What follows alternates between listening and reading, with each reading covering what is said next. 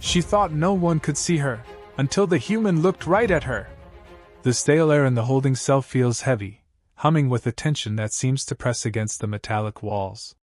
Dim lights flicker overhead, revealing a sleek examination table, a series of unmarked instruments, and a single metal chair bolted to the floor. A tall man steps inside, silent, scanning the space. His gaze slides across empty corners, until he suddenly halts.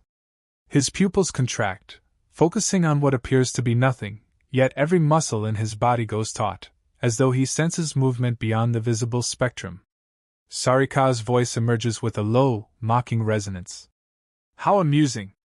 You can see me. Pity you won't live long enough to understand why. She stands at the far corner of the cell, partially obscured by the flickering fluorescent light that seems to bend around her form. One moment, she is invisible, a ghost, and the next, an outline catches the eye as if the air itself is betraying her presence. She shifts her head slowly, the faint luminescence of her skin rippling with contained energy. Dane, tall and broad-shouldered, doesn't move from his spot. He tips his chin downward in a near imperceptible nod, as if acknowledging that they're both hunters deciding who will strike first. His voice, low and measured, finally comes out.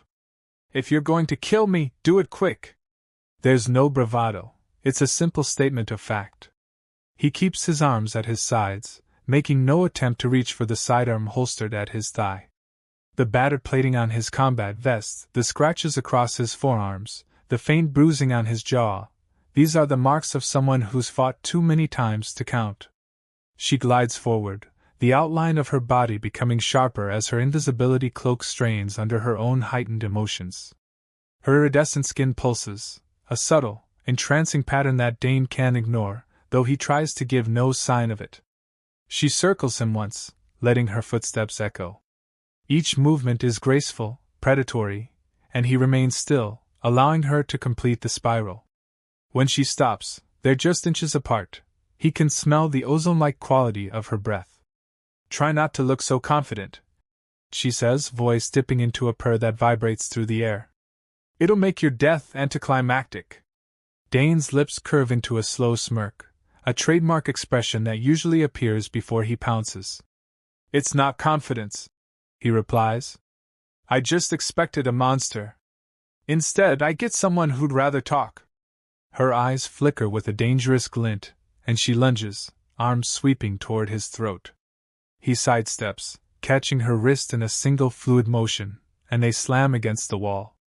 Her luminescence brightens, flickering reds and blues. She twists her wrist sharply, nearly breaking free, but he adjusts his grip with a practiced motion that suggests years of close-quarters combat. Despite his firm hold, he's careful not to crush her fragile-looking bones. She exhales through clenched teeth. Who sent you? He presses his forearm against her collarbone, not quite choking, just holding her in place. No one. I work alone. Her laughter is cold. How noble, she says. Or foolish. Her free hand moves lightning fast, seizing the hilt of a blade concealed along her thigh. The tip grazes his neck, and a droplet of blood beads at the contact. He doesn't flinch, though a muscle in his jaw twitches. The hum in the cell intensifies, as though they've stirred the air into a frenzy. They freeze like that, each with a weapon at the other's throat. Something feral passes between them, recognition that this standoff could end in mutual destruction. The overhead lights sputter.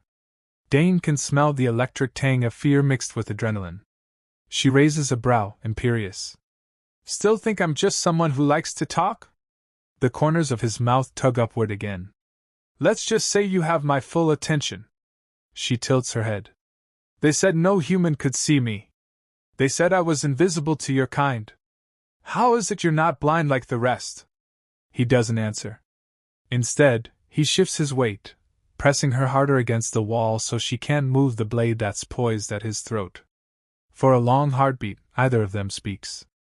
Her skin glows in a pattern of swirling violet and silver, and he senses the spike in her pulse, as if her body's temperature rises with tension or excitement. The blade she holds wavers just enough for him to slip an arm inside her guard. Another half-second, and the cell door whooshes open. A trio of heavily armed guards rush in, weapons raised. They freeze at the sight of Sarika pinned to the wall, and Dane's neck dangerously close to her blade. The guard in front stammers something into his calm, voice shaky. "We have a situation in holding cell Omega. Subject is visible." Dane's eyes flick to the uniformed men, noticing the insignia of a private military corporation he's come to despise. He knows he could release her, let them handle her.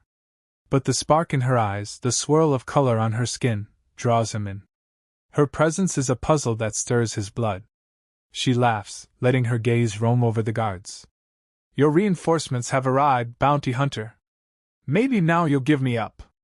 "Not my style," he mutters, twisting the blade from her grip and pinning her wrist against the wall. He turns them both so he's between her and the guards. "Stand down," he snaps at the men. They hesitate, uncertain, exchanging looks that border on confusion and fear.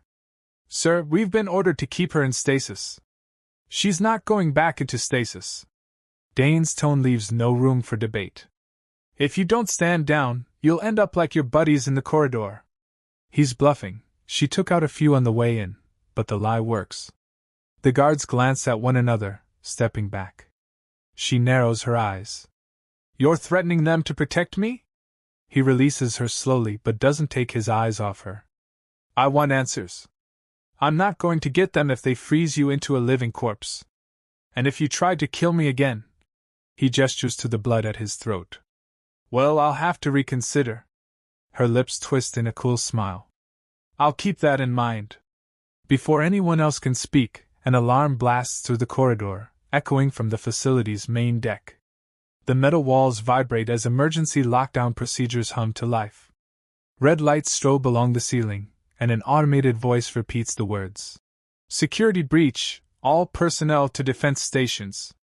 Over the intercom, a deeper voice confirms. "Multiple hostile vessels inbound. Prepare for imminent boarding." Sarika's glow dims to a steely gray. She slides past Dane, ignoring the guards, and raises an eyebrow at him. "Friends of yours?" He wipes the blood from his neck with the back of his hand and glances at it. "Hardly." Then, looking at the guards, he barks. "Find out who's attacking. Seal the doors behind us." The guard who seems in charge grimaces. "We're under direct orders." "Your direct orders just changed." Dane growls, stepping forward, intimidation radiating off him. "I'm the only one who can keep your invisible prize from vanishing forever." He gestures at Sarika, though he knows she's already half a step from slipping beyond his vision again. "Lock down this cell if you want, but she's coming with me." Sarika smirks at the guard. "I'd do as he says. Unless you'd prefer the others find you gutted for failing to keep me captive." She says it so casually that the guard pales. One by one, they back out, sealing the door. The heavy metallic clang vibrates through the floor. For a fleeting moment, the only sounds are the distant wail of sirens and the faint hum of the station's life support systems. Dane exhales, turning to study her. She stands in the center of the cell, unshackled, a swirl of luminescence across her cheeks that suggests a mix of triumph and curiosity. "They'll come for you, or for me. Doesn't matter," he says. "Either way, we need to get off this station." His gaze flickers across her form, noting how her body seems on a hair trigger for violence or flight. "But first, what the hell are you?" She doesn't answer immediately. She lifts her chin, letting him see the faint flicker of color shifting along her neckline. "My people are intangible to your kind. Or so we believed. You're the first who can truly see me. And that bothers you?" he asks, though there's no real gentleness in his voice, just a hint of curiosity he can't quite bury. She huffs softly. "It intrigues me." Then her smile turns predatory. "Let's find a way out, and maybe I'll show you exactly what we can do." She nods toward the cell door. "Lead on, bounty hunter." He moves cautiously, opening a side panel that leads to a maintenance corridor. Flickering lights guide the way through narrow passages seldom used by the average personnel. She follows behind him, but he's keenly aware that if she wants to disappear, she can probably slip out of his line of sight in an instant. The question is why she hasn't yet. As they move deeper into the station's bowels, the shriek of alarms becomes more distant, replaced by the hiss of steam and the mechanical grind of engines. The corridors are cramped, forcing them to move in single file. She's right behind him, close enough that he feels a subtle warmth radiate off her body. Part of him tenses at the proximity. Her unpredictability is as dangerous as any blade. But there's another part of him, the part that has become numb to fear and brutality, that finds a strange thrill in having her near. It's not attraction, he tells himself, though adrenaline thrums in his veins with every step they take. He glances back, and her skin ripples with silver. She holds his gaze, something unreadable in her eyes. There's a lingering tension in the air, as if they're precariously balanced between alliance and betrayal. She nods once, gesturing to a corner. We can cut through the ventilation shaft. It'll take us to the docking bay faster. He raises a brow. You know this place that well? She lets her lips curl. I've been here longer than you think. He snorts, then pries open the grate to a vent. After you? He keeps a hand near his sidearm, just in case. But she slips into the shaft with fluid grace. The glow of her skin fades almost completely as she disappears into the darkness. He follows, crawling through the cramped metal tunnel. Voices echo somewhere behind them, guards on the hunt. They reach another corridor that branches off to a data center. The door is sealed, and Dane motions for her to wait. He attempts to pry it open, but the lockdown has reinforced it with a magnetic seal. She places a hand on the console, and her skin flickers with lines of faint blue, as though she's interfacing with the system. The door slides open. He gives her a look that's half wary, half impressed. She shrugs. We all have our tricks. They slip inside, scanning the area. Rows of consoles blink with urgent messages about the station's compromised defenses. On a large screen, a schematic shows multiple unidentified ships docking at every available port. Dane curses under his breath. They're already inside. She steps to the console, tapping a few holographic keys, eyes narrowing at the data streaming across the screen. It's worse than we thought. This is no simple raid. They're here for you, or me, or both. He reaches past her, pushing aside some cables to uncover a memory core. I've tracked them before. They're privateers who specialize in high-value alien captures. He glances at her, expecting anger or fear, but she merely sets her jaw. She lowers her voice, though it thrums with tension. Then we'd better move fast. Their eyes meet, a silent pact. For now, they're in this together. Neither trusts the other completely, but survival demands cooperation.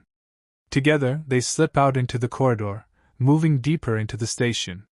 They don't get far before a burst of gunfire echoes behind them. Dane tackles her to the ground behind a bulkhead, adrenaline blazing in his eyes. The bullets ricochet off the metal floor, sparking dangerously close. He looks over, scanning for a route to counterattack. She edges forward, invisible again, pressing her body low. As the shooters approach, she reappears just long enough to hurl a small device that crackles with energy. It lands among the soldiers and explodes in a shower of sparks and smoke, sending them sprawling. Dane sprints forward, finishing off the stragglers with precise strikes. Her hand touches the back of his neck as she sprints past him, a shocking reminder that she's more than capable of lethal force herself. He rises, heart pounding, forced to keep pace. They come upon another locked door that leads to an elevator shaft. Without missing a beat, she hacks the door's controls with a swift sequence of pulses from her palm. The metal slides apart, revealing the open shaft. It's a straight drop down. Docking bays 3 levels below. He peers over the edge, smirk tugging at his lip. Just a straight drop, huh? He slings a grapple cable from his belt, securing it to the metal railing. Ladies first? She huffs, snatching the cable. If you insist. She slides down, body twisting gracefully as she descends. He follows, tension coiled in his muscles. Halfway down, an explosion rocks the station. The shaft trembles, lights flicker, and the cable sways precariously. He curses, adjusting his grip. She glances up, her eyes catching his even in the dark. For a moment, that swirl of color along her temples returns, a sign of fear or excitement, he can't tell which. They land on the correct level. The corridor that leads to the docking bay is crawling with heavily armed mercenaries. He motions for her to hang back while he creeps forward, scanning the situation. She disappears again, stepping out of sight, though he can sense her presence close by. The mercenaries are positioned behind makeshift barriers, laser rifles at the ready. Dane points to a half-open vent on the side. She nods, slipping into it. He draws a breath, mentally counting the guards, feeling the old rush of a looming fight. At his signal, she reappears behind the group, her blade glinting in the dull overhead glow. They never see her coming. He rushes in from the front, picking them off with calculated strikes. Smoke and sparks fill the air. The fight is over in seconds, leaving them both panting amidst the wreckage. He notices the faint tremor in her shoulders, possibly from adrenaline. She notices the bruises forming on his ribs. Neither says a word about it, they're both too proud. Instead, they check the area. The docking bay door stands at the end of the corridor, sealed by layers of security. Red emergency lights flash intermittently, illuminating the chaos outside the tinted window, the silhouettes of ships docking, the muzzle flashes of distant firefights. He finally speaks. "We can't hold this place long. Once they realize we've taken out their men, they'll send more." She slides her fingers across the access panel. "It's jammed from the inside. We'll have to find another route or blow it open." He inspects the thick metal door, noticing the reinforced plating. "We need a bomb to breach this." She gives him a sidelong glance. "Funny you should mention that." She produces a small device from a hidden pocket. With a press of her thumb, it starts blinking a volatile green light. "Get behind something." He arches a brow. "You came prepared." "Always." She attaches the device to the door's mechanism. Alarms scream as the fail-safes detect the tampering. He grabs her by the arm and pulls her behind a stack of crates. The explosion rattles his teeth, shrapnel flying in every direction. Smoke engulfs the corridor. When the haze clears, the door is nothing but twisted metal. She steps through the gaping hole, scanning for enemies. The docking bay is full of scattered crates, half-fueled ships, and panicked personnel. Many are pinned down by more mercenaries. She notices an older, battered cargo vessel near the far wall. It's big enough to handle a jump into orbit, though it looks far from elegant. He gestures to the ship. "That's our ride?" Her lips quirk in that cunning grin. "Unless you prefer something less functional." They break into a sprint, weaving between abandoned hover carts and supply containers. Gunfire erupts from catwalks above them.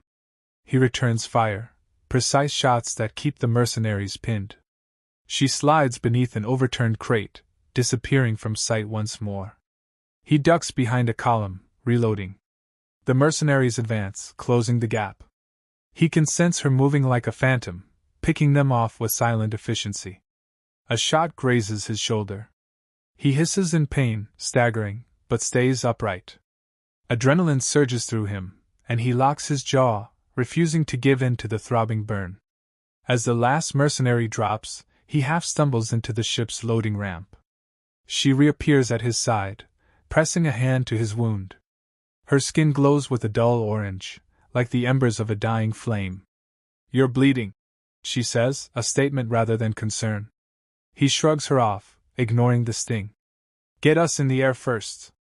She leaps into the cockpit, fingers dancing over the controls. Systems spark to life, but the ship groans as if protesting its own revival. He slumps into the co-pilot's seat, wincing. Outside the viewport, he can see the station tearing itself apart from the inside. Explosions rip through the hull, and in the distance, an entire section buckles under the relentless assault. Sarika grips the throttle, engaging the engines. The cargo vessel lurches off the deck. Gunfire pings off the hull. A flicker of her luminescence glows across her arms as she wrestles with the controls. He reaches over, flipping switches to raise the deflector shields. "Punch it," he grits out. She slams a lever forward. The engines roar. The docking bay's atmosphere containment field flickers open, and they rocket into the vacuum of space, narrowly missing a cluster of debris. The blackness of space surrounds them, broken by the fiery glow of the dying star that the station orbits. He exhales a ragged breath, pressing a hand to his shoulder wound. It's deeper than he'd like, but not fatal. Sarika adjusts the flight path, and the battered ship vibrates violently as it breaks free of the station's gravitational pull. She flicks a few switches, scanning for pursuers. Sure enough, a sleek mercenary vessel detaches from the station's far side, engines flaring as it gives chase. "We're not out of this yet," she mutters, eyes narrowed. He locks onto the targeting system, teeth clenched in concentration. "Give me a stable bearing, and I can return fire." She glances at him, noticing the blood staining his collar. "You'll need that arm to do it." "I'll manage." He lifts the weapon controls, wincing but determined. She stabilizes the ship's flight, and he opens fire on the pursuing craft. The lasers blaze across the vacuum, forcing the enemy pilot to swerve off course. He lands a few hits on their shields, but they manage to hold formation. Another round of blasts shake the vessel. Behind them, the station continues to erupt in chaos, bright flashes marking hull breaches and internal explosions. She grimaces. "No time for a drawn-out fight. We have to jump. Plot the coordinates to the nearest warp corridor. Hurry." He toggles the NAV system. "Coordinates locked. Now!" She slams her hand down on the warp drive lever. The engines scream, tearing at the fabric of space-time. For a dizzying moment, the star field around them stretches into elongated lines. A massive jolt sends them tumbling into faster-than-light travel, throwing them both against their seats. Lights flicker. The mercenary vessel disappears behind them, lost as they jump beyond conventional scanning range. Then silence. The hum of the warp engine steadies into a dull roar. They exchange a glance. Slowly, she powers down the immediate thrusters, letting the ship drift in FTL space. Dane exhales, pressing a hand against his throbbing shoulder. She notices and moves closer, that same swirling glow in her skin, but she stops short of touching him. He manages a dry smile. "Hell of a first date." She tilts her head, not quite understanding his sarcastic quip. He shakes it off, letting himself slump in the co-pilot's seat. Sweat beads along his brow, and his eyes threaten to close. He's exhausted, battered, and uncertain if the warp drive will even hold for the next hour. But for now, they're alive. And together, they've escaped that station. She leans back in her seat, her luminescence fading to a softer hue. For a moment, neither says anything. He can still feel the adrenaline coursing through him, and he senses the tension in her posture. Any slip up and she could revert to an enemy, or he could turn on her. But something has shifted in the atmosphere between them, a reluctant, dangerous bond formed through survival. He breaks the silence. "I don't know how or why I can see you when no one else can. But if you want me to keep that secret, you'd better tell me who else is out there looking for you." She closes her eyes for a moment, and when she opens them, there's a flicker of vulnerability. But it's gone as soon as it appears. "You wouldn't believe me if I told you everything." Her voice remains guarded. "Let's just say my people have secrets. Some of them might be worth more than your life." He exhales, wincing at a stab of pain in his shoulder. "I've got time," he mutters, though he doubts she'll open up easily. He's not looking for confessions anyway. He's done interrogating for the day. She reaches into a compartment for a makeshift medkit. The bullet's lodged. "Let me take a look." There's an undercurrent of impatience in her voice, as if she resents having to help him. But she flicks on a small light, kneeling beside him. With uncharacteristic gentleness, she peels back the fabric of his shirt. He grits his teeth as she applies antiseptic. It stings, and he sucks in a breath. "Easy." Her gaze meets his, and he sees a spark of something that might be respect. Or amusement. "Pain doesn't become you," she says, half teasing, half serious. He swallows, ignoring the flutter in his chest at her closeness. She's still too unpredictable, and the swirl of color on her skin as she leans in is a reminder of her alien nature. She patches him up quickly, tying the bandage with practiced efficiency. Then she stands, stepping back, arms folded. The air feels charged again, but neither acts on it. After a few beats, she moves to the cockpit console, adjusting their flight path. We'll be in warp for a few hours. Then we can decide the next step. He forces himself to stand, ignoring the pain. We decide together? Her lips twist. We're stuck in the same tin can. Like it or not, we're partners now, at least until we find a place to part ways where either of us gets shot. He almost laughs but stifles it. Deal. But you still haven't told me your name. She watches him, the glow along her temples flickering. For a moment, he wonders if she'll lie or refuse to answer. Then, her voice quiet, she says, Sorry, Ka. He nods. Dane. The tension remains, but there's a spark, an undercurrent of something that feels almost magnetic. She returns to the controls. He rests against a panel, feeling the dull ache in his arm. It's going to be a long warp, and the trust between them is fragile at best. But they've both seen something in each other that wasn't there before, a flicker of respect, curiosity, and maybe even desire, though neither would ever admit it out loud. He stares at her back, noticing the subtle pattern of lights dancing across her shoulders, and for a brief second, he forgets the pain. She, in turn, angles her head slightly, as if aware of his gaze. Neither speaks. The hum of the engines fills the silence, and time stretches ahead of them like an uncertain promise. They've broken free of immediate danger, but the biggest risks still lie ahead. Neither one is safe from the politics, the vendettas, the betrayals that swirl through the galaxy. And neither can ignore the tension building between them, a tension that feels both volatile and strangely inevitable. For now, there's nothing to do but wait, and see if they can outlast the forces hunting them, and perhaps each other. The warp tunnel's swirling lights cast ghostly shadows across the cockpit. Dane stares out at the streaming starfield, focusing on the hum of the engines to stave off the throbbing pain in his shoulder. He wonders if Sarika is truly on his side or merely tolerating him until a better opportunity arises. The station's destruction and the near-death battle still pulse through his memory. She busies herself by checking the ship's diagnostic panels, but he can tell she's hyper-aware of him. Now and then, the glow on her neck flickers in his direction, an alien gauge of her attention. He notices the slightest tilt of her head, as if she's listening for any shift in his breathing or stance. After nearly an hour of near silence, broken only by occasional status reports from the console, she swivels in the pilot's chair to face him. Her gaze flickers across his bandaged shoulder. The bleeding stopped? She asks, not kindly, but with a clinical concern. He shrugs with his good shoulder. I'll live. She rises, stepping close. This time, he doesn't tense, though he's ready to react if she tries anything lethal. She places her palm just over the bandage, not touching it.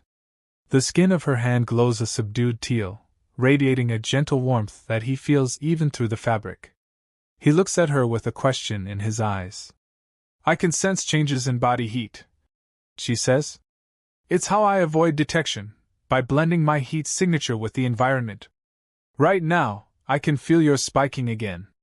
She arches a brow. Fever from the wound? He exhales, annoyed at his own vulnerability. It'll pass. She tilts her head, studying him. Humans are so stubborn. He snorts. It's gotten me this far. He steps away, ignoring the way his pulse thumps at her proximity. Besides, I'm not the only stubborn one here. You're still breathing too. She doesn't deny it. Instead, she heads to the supply locker, rummaging until she finds a packet of medical gel. She tosses it to him. Use that if you want to keep fighting. Her tone is casual, but there's an undercurrent of tension. She's offering help, yet maintaining a barrier. He catches the gel, sets it aside. Maybe later. Right now, I want answers. He steps closer, his voice low. You said your people are intangible to humans. How does that work? She tenses. Her eyes flicker to the side, as if the truth is coiled somewhere behind her defenses. We cloak ourselves. It's a biological adaptation, not just technology. We manipulate light, heat, even certain neural signals. It's complicated. He folds his arms over his chest, ignoring the twinge of pain. Then why can I see you? She hesitates. Her throat bobs in a subtle swallow.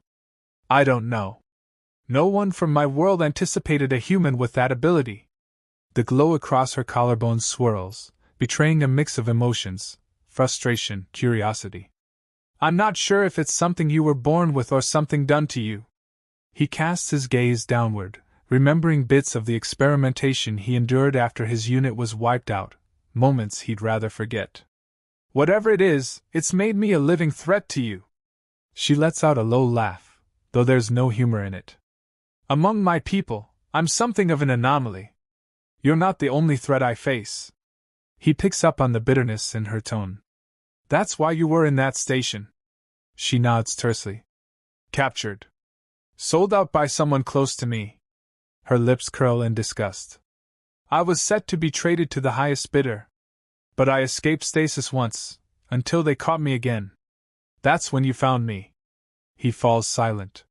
He knows betrayal. He's lived it. But he says nothing, refusing to soften the moment with sympathy. She seems to sense this, and lifts her chin defiantly. And you? You're more than a simple bounty hunter. She gestures to his battered armor, the scars on his arms. His jaw tightens. I have a score to settle with your people. Her eyes flash in immediate anger. I'm not responsible for your vendetta. He shakes his head. No. But the ones who slaughtered my unit were of your kind. They moved through our camp unseen, picking us off one by one. His voice grows colder. I'm the only survivor. She looks away, color shifting along her temples. We're not all the same. My species is divided, factions, clans, each with their own agendas. She inhales sharply. The ones who attacked you might not be mine. Or maybe they are. I don't know. But I'm not lying when I say I despise them as much as you do. They stare at each other, the silent tension thickening the air. The hum of the engine seems louder in the silence, a constant reminder that they're trapped together in this small craft speeding through the emptiness of warp space. Finally, she breaks eye contact and returns to the pilot's console. Her posture is stiff, defensive. Dane moves behind her, his voice a notch softer. Why are they hunting you now? Her shoulders tense. Because I wasn't content to stay within my clan's confines. I challenged the old ways, got involved in human space. My people didn't like that. She exhales. There's a bounty on me, set by my own kind. That's why others think I'm so valuable. They want to collect. He processes her words, recalling the brutality he's seen at the fringes of human and alien territories. In this lawless expanse, bounties are currency, lives are bartered like goods. He doesn't doubt she's telling the truth about the price on her head.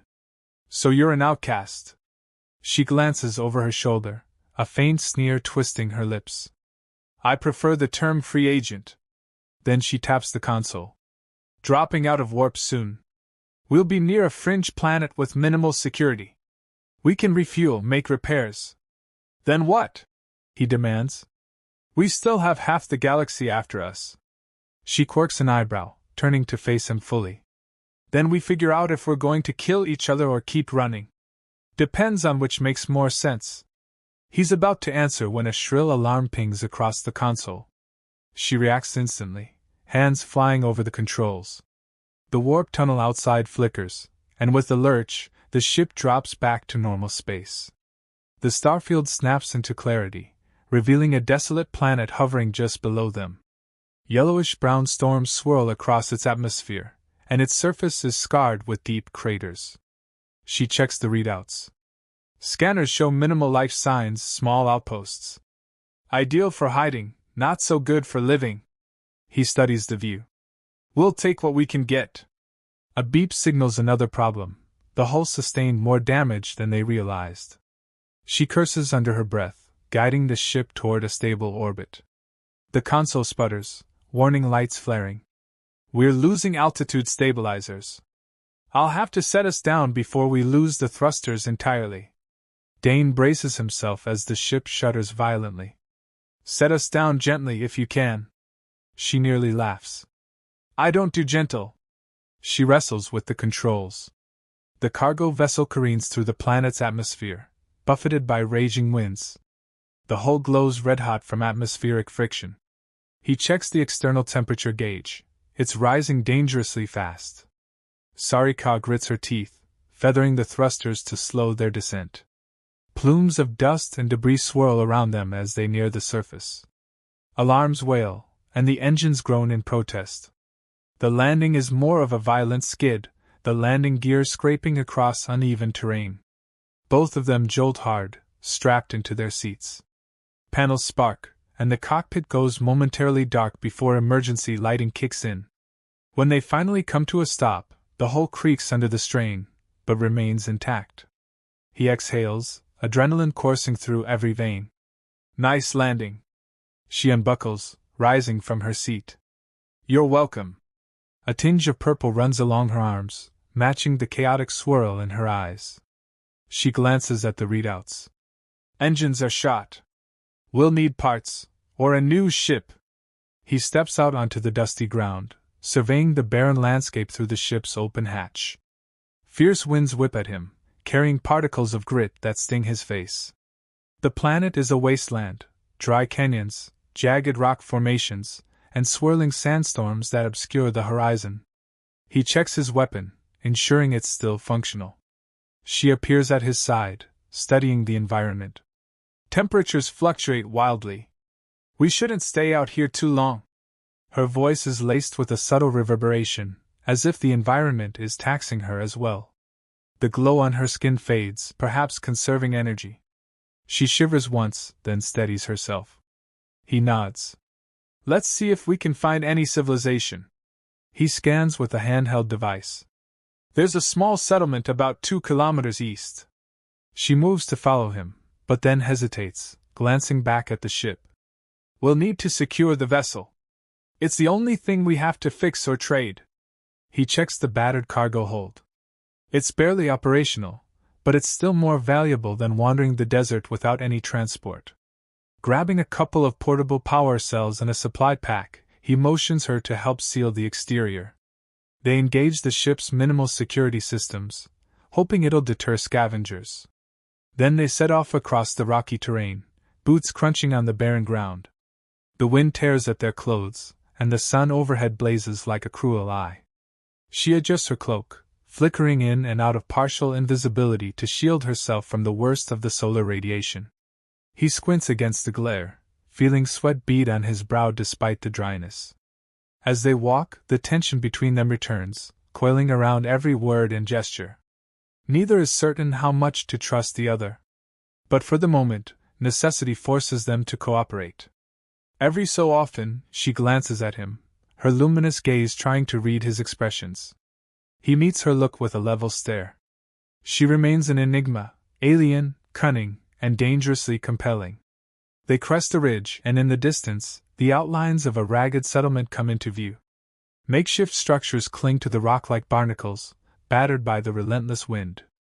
The place looks half abandoned, but the flicker of lights and a few moving shapes indicate life.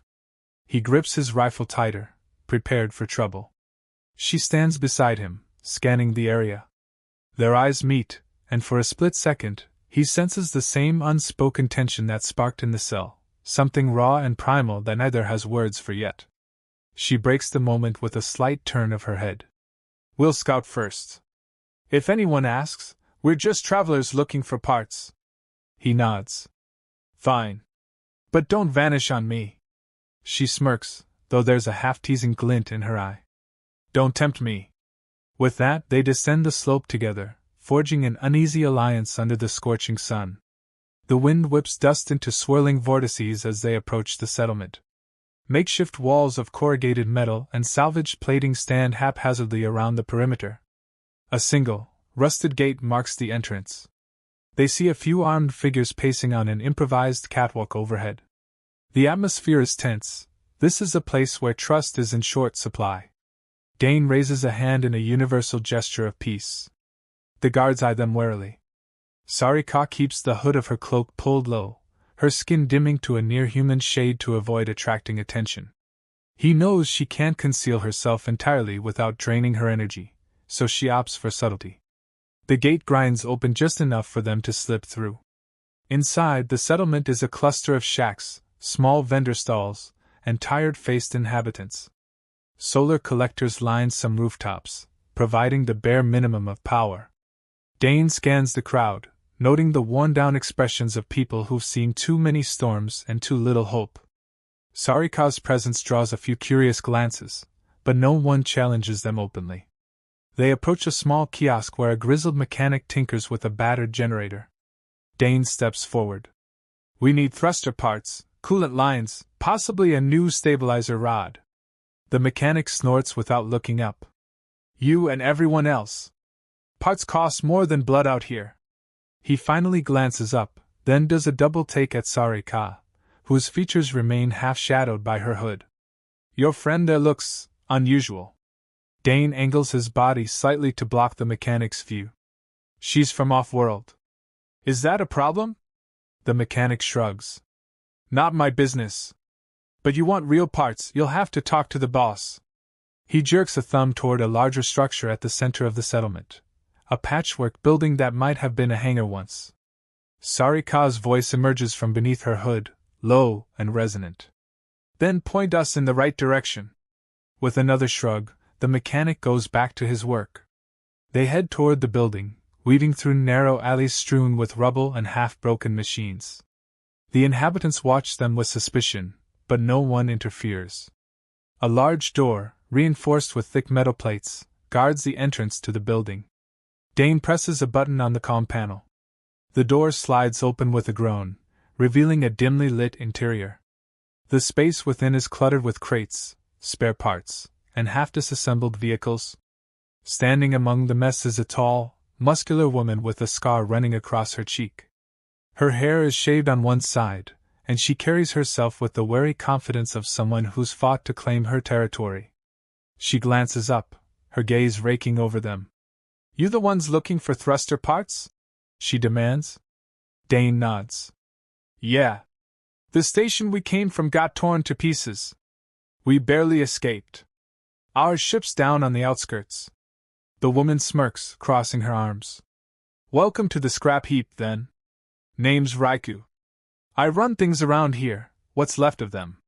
Sarika steps forward, pulling her hood back just enough for Raiku to see her face. "We can pay or trade. We just need enough to get off this rock." Raiku eyes her with a flicker of curiosity. "You're not human." Sarika doesn't blink. "Your observation skills are impressive." Dane interjects before the tension escalates. "We have power cells and some weapons. Also a salvage module from our ship we could part with." Raiku studies them, clearly weighing options. "I might have what you need. But you're not the only one short on supplies." She steps forward, gaze narrowing at Sarika. "There are rumors spreading. An alien fugitive escaped a high-security station. Big bounty on her head." Sarika tilts her chin defiantly, but says nothing. Dane's heart rate picks up. He glances around, discreetly checking for possible ambushes. Rika's stance is poised, like she's waiting for a reaction. "You think we're that stupid?" Dane challenges. "We're not bounty hunters." Rika lifts an eyebrow. "You said you escaped a station? Which one?" Dane keeps his expression neutral. "Omega-13. Was under attack when we fled. Didn't get a chance to see who made it out." Rika's lips twitch into a half-smile. "Omega-13, huh? That place had a particular prisoner. Some kind of invisible alien. Heard she was lethal."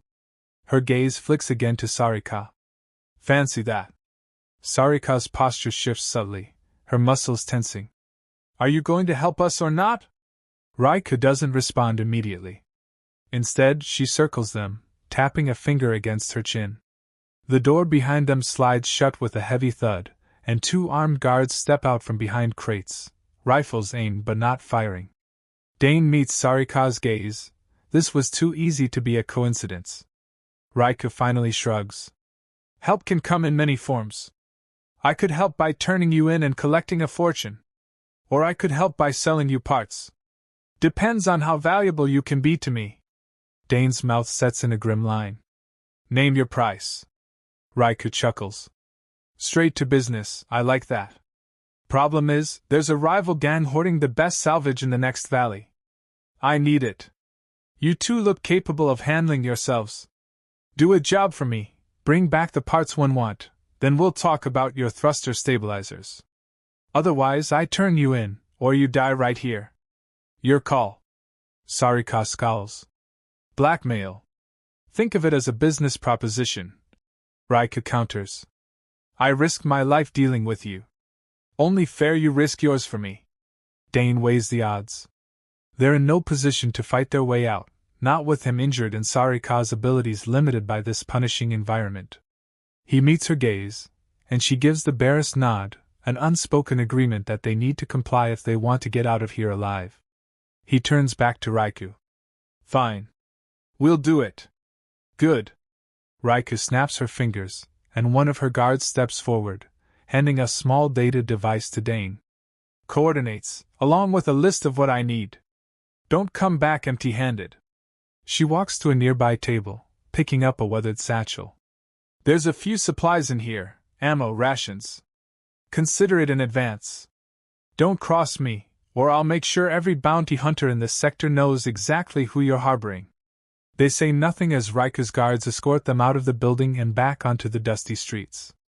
Once the door clangs shut, Sarika glances at Dane, her expression tight. We should have just fought. He lets out a bitter laugh. We'd be outnumbered 5-1 in close quarters. Doesn't bode well. She clenches her fists. I don't like being cornered. He nods grimly. Neither do I. They make their way back through the settlement toward the rusted gate. The day has grown hotter, the sunlight glaring off metal surfaces. The inhabitants pay them little heed. Everyone here seems to be just scraping by, clinging to survival. In that sense, Dane muses, they're not so different.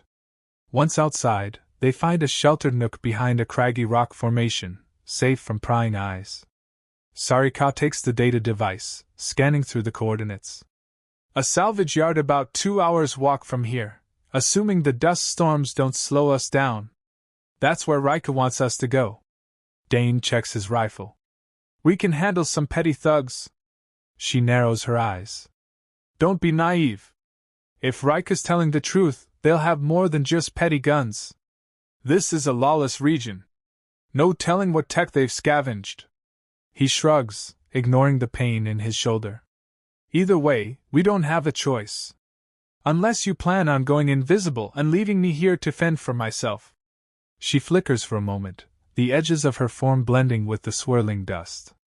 Then she solidifies again, giving him a sardonic look. If I wanted to abandon you, I would have done it in the station. Or on the ship. So no, I'm not leaving you here. Not yet. He studies her, not sure whether to feel gratitude or suspicion. Then let's move. They set off, following the route indicated on the device. The scorching sun beats down mercilessly, the wind carrying grit that stings their eyes. Conversation is minimal, each conserving energy. Occasionally, Sarika winces, the color on her skin flickering erratically, as if the planet's harsh climate is draining her. After nearly an hour, they crest another ridge, gazing down at a bleak valley choked with rusted wreckage. Massive hull sections from crashed starships jet out of the sand, forming a labyrinth of metal. Smoke drifts from small fires, and the faint shape of figures moving among the debris suggests the presence of a sizable group. Dane drops to one knee, peering through binoculars. He counts at least a dozen armed individuals, possibly more hidden in the wreckage. Some appear human, others alien. They patrol around piles of scrap, guarding a makeshift fortress constructed from the remains of a freighter's hull. He passes the binoculars to Sarika. She adjusts them, studying the terrain. Looks like a perfect place for an ambush. He nods. We'll have to go in quietly. If we get pinned down, we won't last long. She slings off her cloak, her form shimmering briefly. I can create a distraction. They won't see it coming. He tenses. What if they see you? Some aliens might sense your heat signature. She smirks. Let me worry about that. Her confidence is unsettling, yet it stirs something inside him, an unwilling admiration for her skill. He wonders how many times she's had to fight alone, hidden from the world. They formulate a plan in hushed whispers. She'll slip into the perimeter, disabling a few guards silently. Meanwhile, Dane will take a sniper position on a nearby outcrop, picking off any who respond. Once the outer defenses are down, they'll move inside to grab the parts Rika needs. It's risky, but stealth is their best chance.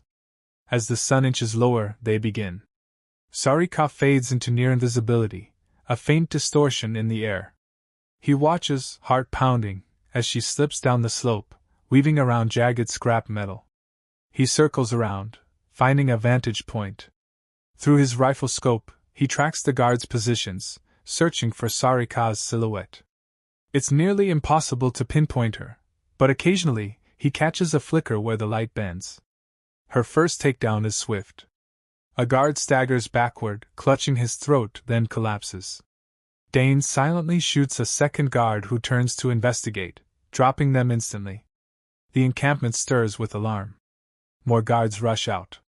He picks off 2 more before they can organize. Sarika reappears behind a cluster of crates, blade flashing. Another guard goes down. Gunfire breaks out, bullets pinging off the metal debris. Dane ducks, lining up his shots carefully. He sees glimpses of her form as she moves, never staying visible for more than a second. She capitalizes on the confusion, slashing throats, knocking weapons aside, using every inch of cover. Her fighting style is brutal, efficient. He finds himself oddly transfixed by her lethal grace. They whittle down the numbers quickly, but a shrill alarm cuts through the air. Reinforcements flood out from the central fortress, heavier firepower in hand. Dane curses, darting behind a rusted hull plate as laser blasts sizzle overhead. Sarika is pinned down as well. He can't see her, but he hears the sharp sound of bullets impacting the crates near her. He spots a fuel tank precariously positioned on a ledge above the fortress entrance. With calculated aim, he fires a round that pierces the tank. The explosion ripples through the encampment, knocking several attackers off their feet. Smoke and flame fill the air. Taking advantage of the chaos, Sarika darts forward, finishing off the stunned guards. When the dust settles, a handful of them remain, rallying near a large piece of starship wreckage. Dane slides down from his perch, weaving through the debris to get a closer angle. He signals to Sarika, and she emerges behind the group, slitting the throat of one who stands at the rear. The others spin, firing wildly. Dane pops up, gun blazing, and the last of them fall. A tense silence settles over the yard, broken only by the crackle of flames and the moans of the wounded. Dane and Sarika move swiftly, checking for any threats. When they're confident the area is secured, they converge near the massive structure that houses the salvage they need. She wipes blood from her blade, her breath coming fast. That was louder than planned. He nods, eyes scanning for any sign of reinforcements. Let's grab what we came for. Stepping inside the fractured hull, they find a treasure trove of spare parts, from engine couplings to thruster components. Dane checks the device Rika gave them. He points out the items on the list, and they start loading them into a hover crate. Sweat beads on their skin, the heat in the confined space is oppressive. Midway through collecting parts, they hear a faint groan. Dane whips around, rifle raised, to see a wounded fighter leaning against the crate, a bullet wound in his side. He's human, face contorted in pain.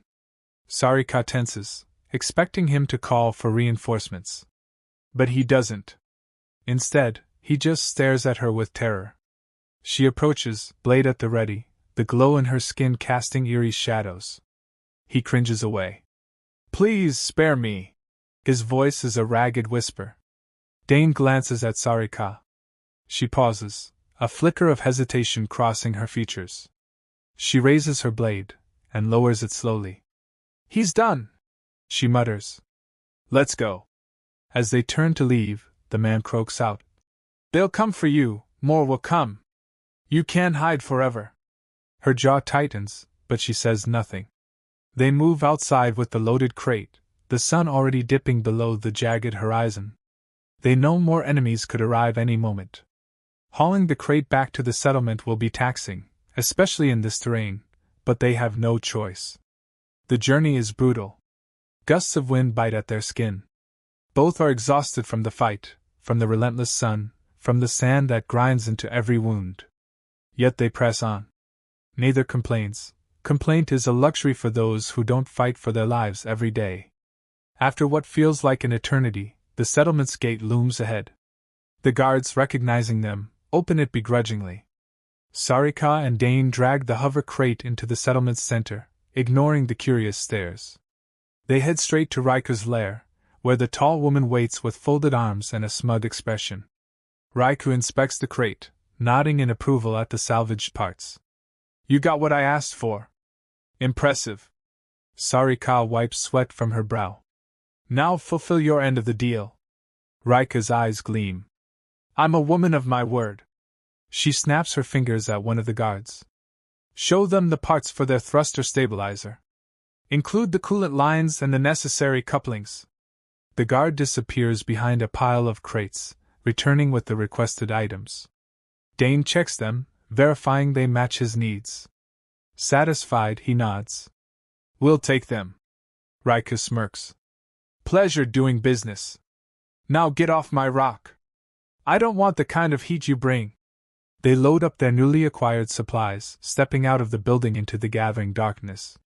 Sarika's shoulders sag with fatigue, but her eyes remain alert. Dane glances at her, noticing how the lines of exhaustion cut across her features.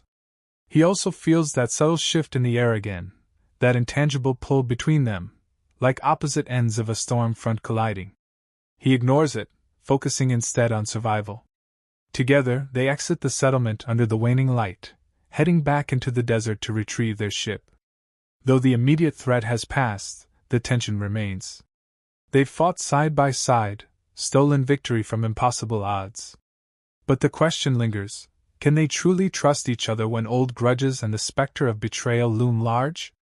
He lugs the heavy pack of parts with determined strides, and she keeps a silent vigil behind him, scanning every ridge and shadow for potential threats.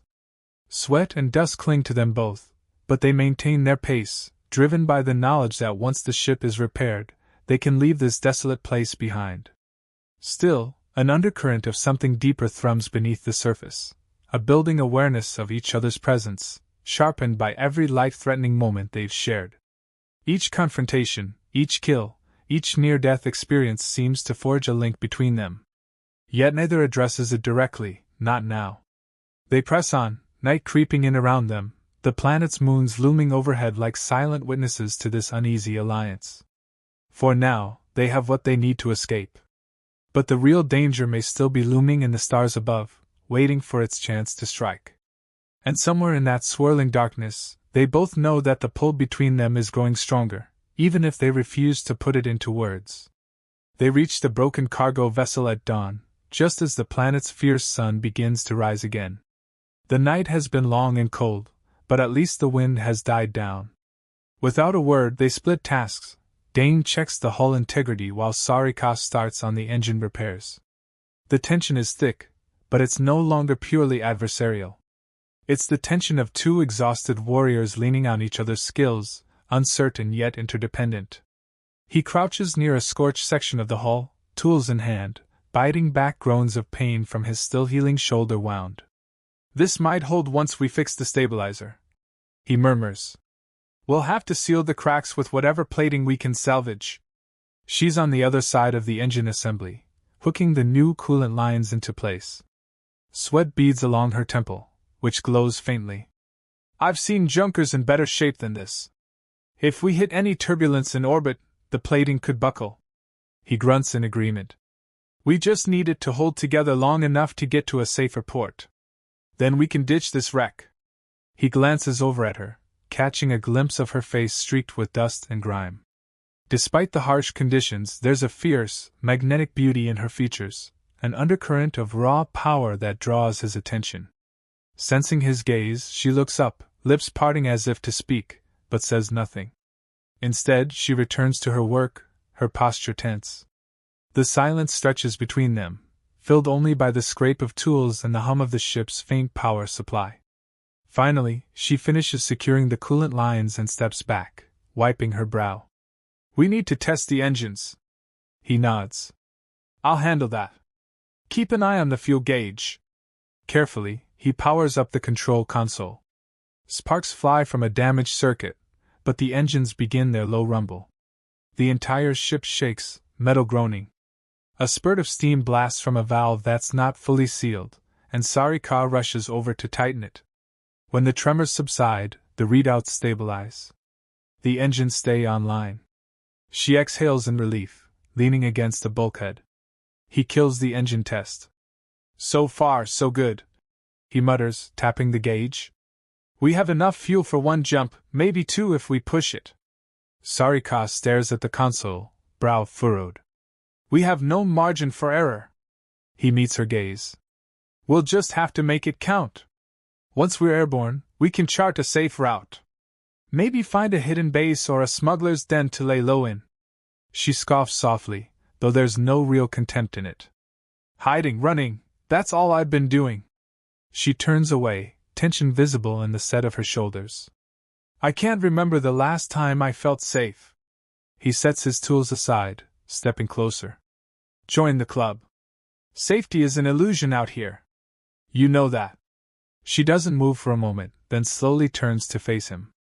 Their eyes lock, and a sudden weight settles in the air. You don't even realize what you've become, do you? She asks, voice quiet. A man who's haunted by ghosts and bloodshed, who sees me and thinks I'm just another enemy or asset. He clenches his jaw. And what about you? I'm not the only one who's got ghosts. Or who's hunted by your own kind. Her iridescent skin flares with color momentarily, then dims, as if she's unable to maintain the bravado.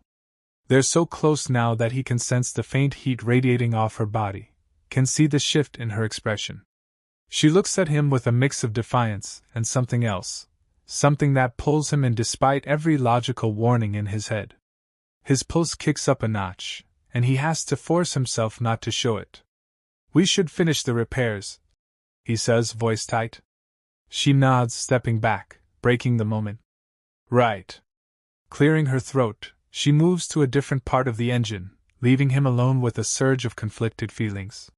He exhales, pushing down the tangle of attraction that he refuses to name. Now is not the time. They work through the morning, patching the hull, tightening bolts, and double-checking the stabilizer installation. By midday, the ship is as ready as it'll ever be. The sun beats down, scorching the metal. They slip inside to avoid the worst of the heat, running minimal cooling systems. As they wait for the engine's diagnostic to complete, she rummages through the supply locker, tossing him a ration pack. Eat, she says flatly. He tears it open, the bland smell of processed protein hitting his nostrils. They eat in silence, the tension between them more subdued but still present. Outside, the wind starts to pick up again, whistling across the hull. Midway through their makeshift meal, an alarm on the console goes off. Dane rushes to check it. Proximity alert. Something's out there. She's instantly on guard, pressing a button that activates an external camera. The feed shows a small group of armed figures cresting a nearby ridge. They're not from the settlement, these are different. They wear dark, mismatched gear and move with a practiced discipline. He magnifies the image. Mercenaries, or worse. Sarika's skin flickers with anxious color. Could be bounty hunters. They might have tracked us from the station. He clenches his teeth. We can't let them trap us here. He grabs his rifle, slings it over his shoulder. I'll hold them off while you prime the engines. She grips his arm, her touch surprisingly warm. You won't stand a chance alone. There are too many. He pulls away, ignoring the pull of that touch. I've faced worse odds. But in truth, he knows she's right.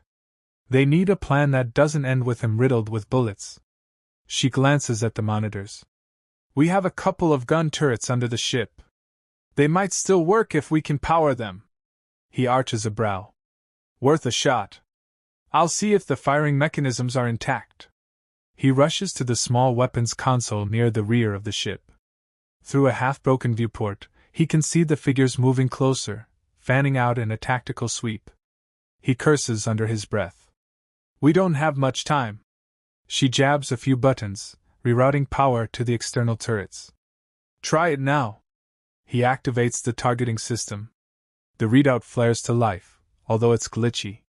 He manages to lock onto one of the silhouettes. Gritting his teeth, he squeezes the trigger. The turret sputters and fires a volley of plasma bolts. Outside, an explosion lights the ridge. 2 of the figures drop. The rest scatter, taking cover behind rocks. Sarika powers up the other turret, controlling it from the cockpit console. A burst of plasma erupts from the ship's flank, forcing the attackers to duck further. But they recover quickly, firing back with heavy ordnance that pings off the hull. Alarms blare throughout the ship. They're aiming for our engines. Dane barks. We won't be able to take off if they disable them. Sarika curses in her own language, then flicks a switch that diverts more power to the shields. We can't keep this up forever. The shield generator is already past its limit.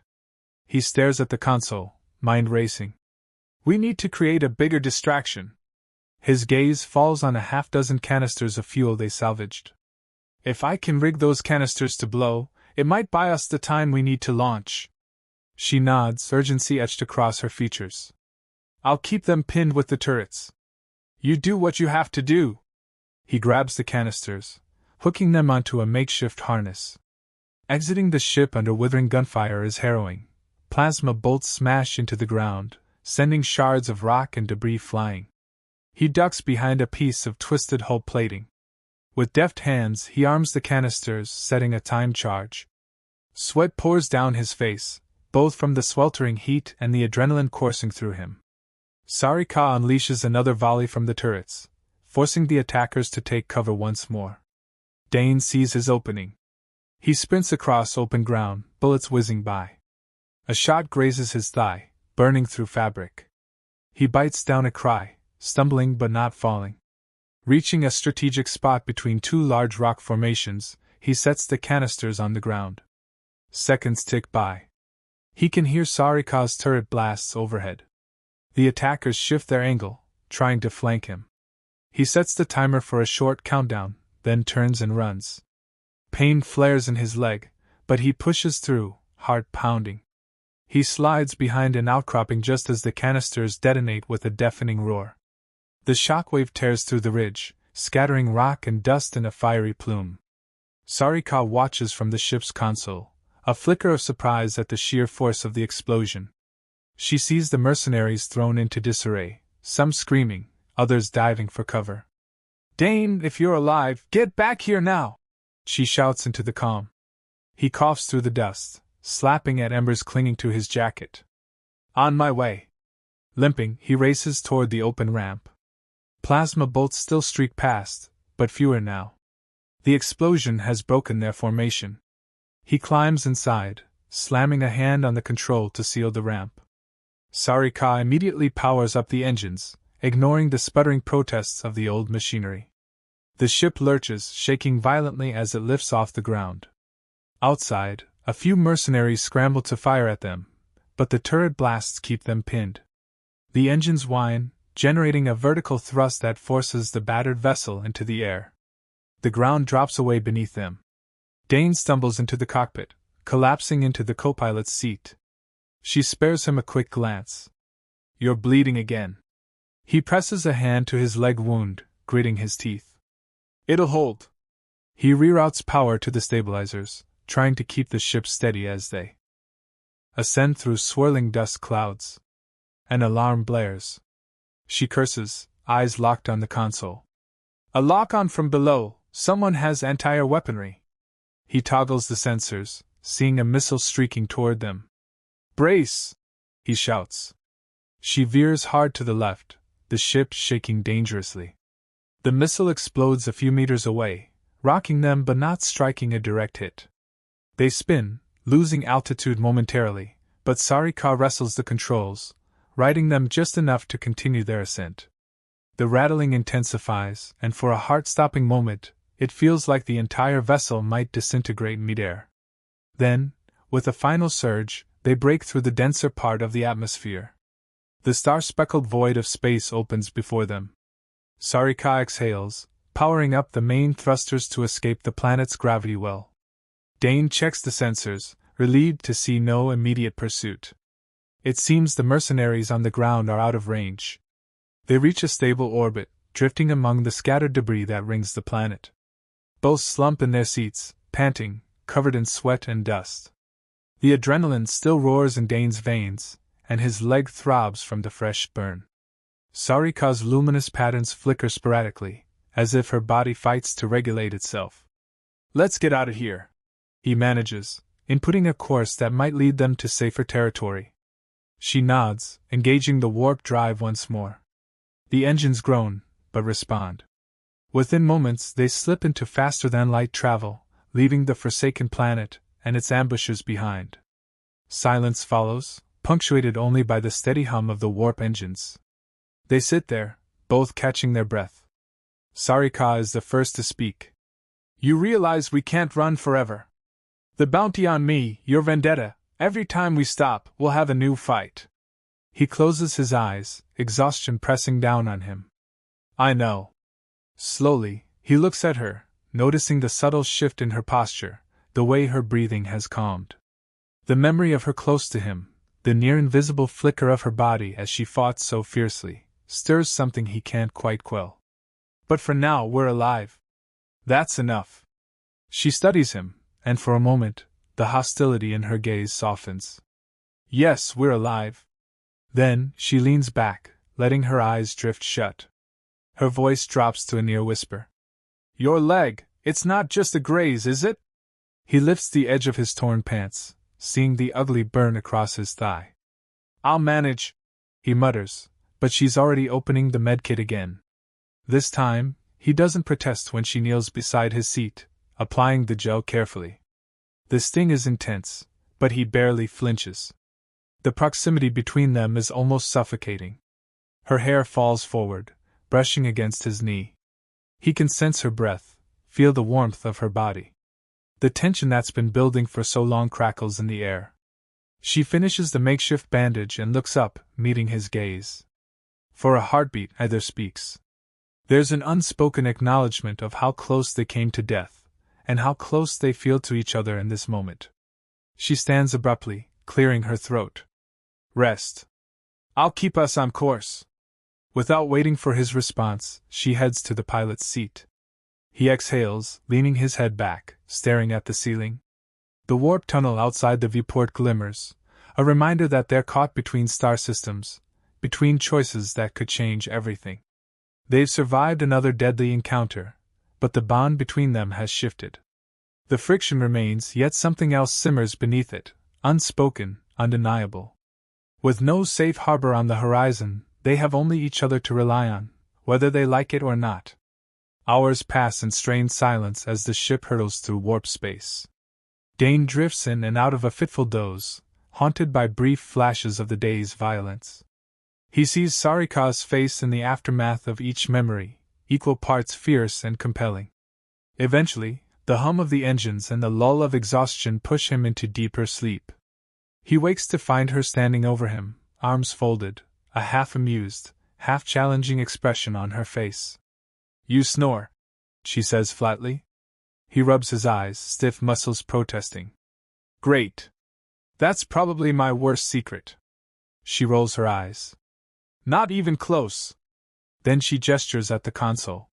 "We need to drop out of warp for maintenance. The engine's overheating.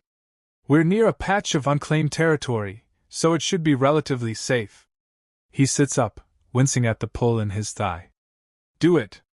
She executes the warp exit, and the starfield normalizes in a swirl of light. They find themselves in a quiet sector, with no planets immediately visible.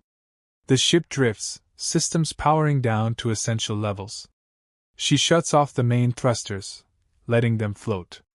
The quiet is unsettling after the chaos they've endured. He inspects the engine readings, nodding grimly. "We pushed it too hard. We have to let it cool." She leans against the console, regarding him with an intense stare. What happens after this, Dane? It's the first time she's said his name with something other than hostility or sarcasm. It sends a jolt through him. He doesn't look away. We find a place to land, fix up a real ship, maybe find out who's behind all this. Then we take the fight to them. She huffs a soft laugh, though it's laced with cynicism. You really think you can just waltz in and destroy my enemies and yours in one go? He shrugs, unflinching. I've done crazier things. She watches him, her skin flickering with a subdued light that might be akin to curiosity. Your vendetta, does it extend to every one of my people? He meets her gaze. Not anymore. A subtle shift passes over her features, a mix of relief and guilt. You're aware that if we do this, if we stand together against them, you might learn things you won't like. He arches a brow. My guess is, I won't be the only one. The air grows thick again, that same magnetic charge that's plagued them from the start. She's close enough that he can see the slight flutter of her pulse at her neck, sense the heat emanating from her. He can't deny that he's drawn to her in a way that defies logic, even as part of him still bristles at the memory of his dead comrades. Her throat works as she swallows, a faint tremor in her voice when she finally speaks. I should check the external plating for microfractures. She turns on her heel, heading for the cargo bay. He watches her go, frustration and something close to longing churning in his gut. They're dancing around a line that feels more dangerous than any fight they've faced so far. Left alone, he paces the cockpit, scanning the sensors for any sign of ships. Nothing. The quiet emptiness of space is almost eerie. He can't shake the tension in his chest, the memory of how she looked when they fought side by side. Maybe it's the adrenaline, maybe it's the countless near-death experiences, but some primal part of him can't stop reacting to her presence.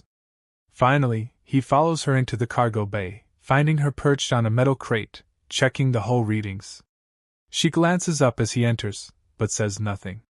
He approaches slowly, noticing how the compartment's dim lighting plays across her features. Dust and dried blood still streak her cheeks, and yet she appears almost regal, an untamed goddess in a battered spacecraft. He clears his throat. Hull status? She sets the device aside. Stable enough for now. Her gaze drifts to the bandage on his thigh. How's your leg? He grits his teeth. Hurts like hell, but I'll live. She stands, stepping closer. Let me see. It's not a question. He hesitates, then consents, pulling the bandage aside to reveal an angry burn. She kneels, examining it. Her skin pulses with soft violet luminescence as she places her hand near the wound, feeling the heat. Infection setting in. She murmurs, voice subdued. He curses under his breath. Figures. She reaches for the medkit again, rummaging through the supplies. We're running low on antibiotics. It might not be enough if it's a resistant strain. He stares at her, feeling the burn of frustration. Another obstacle, another risk. She glances up, meeting his eyes. They linger like that for a moment, a suspended tension neither can deny. Then she sets her jaw, applying a fresh dose of antibiotic gel. Her touch is surprisingly gentle, and he inhales sharply when her fingers brush exposed skin. There's a strange electricity in that brief contact.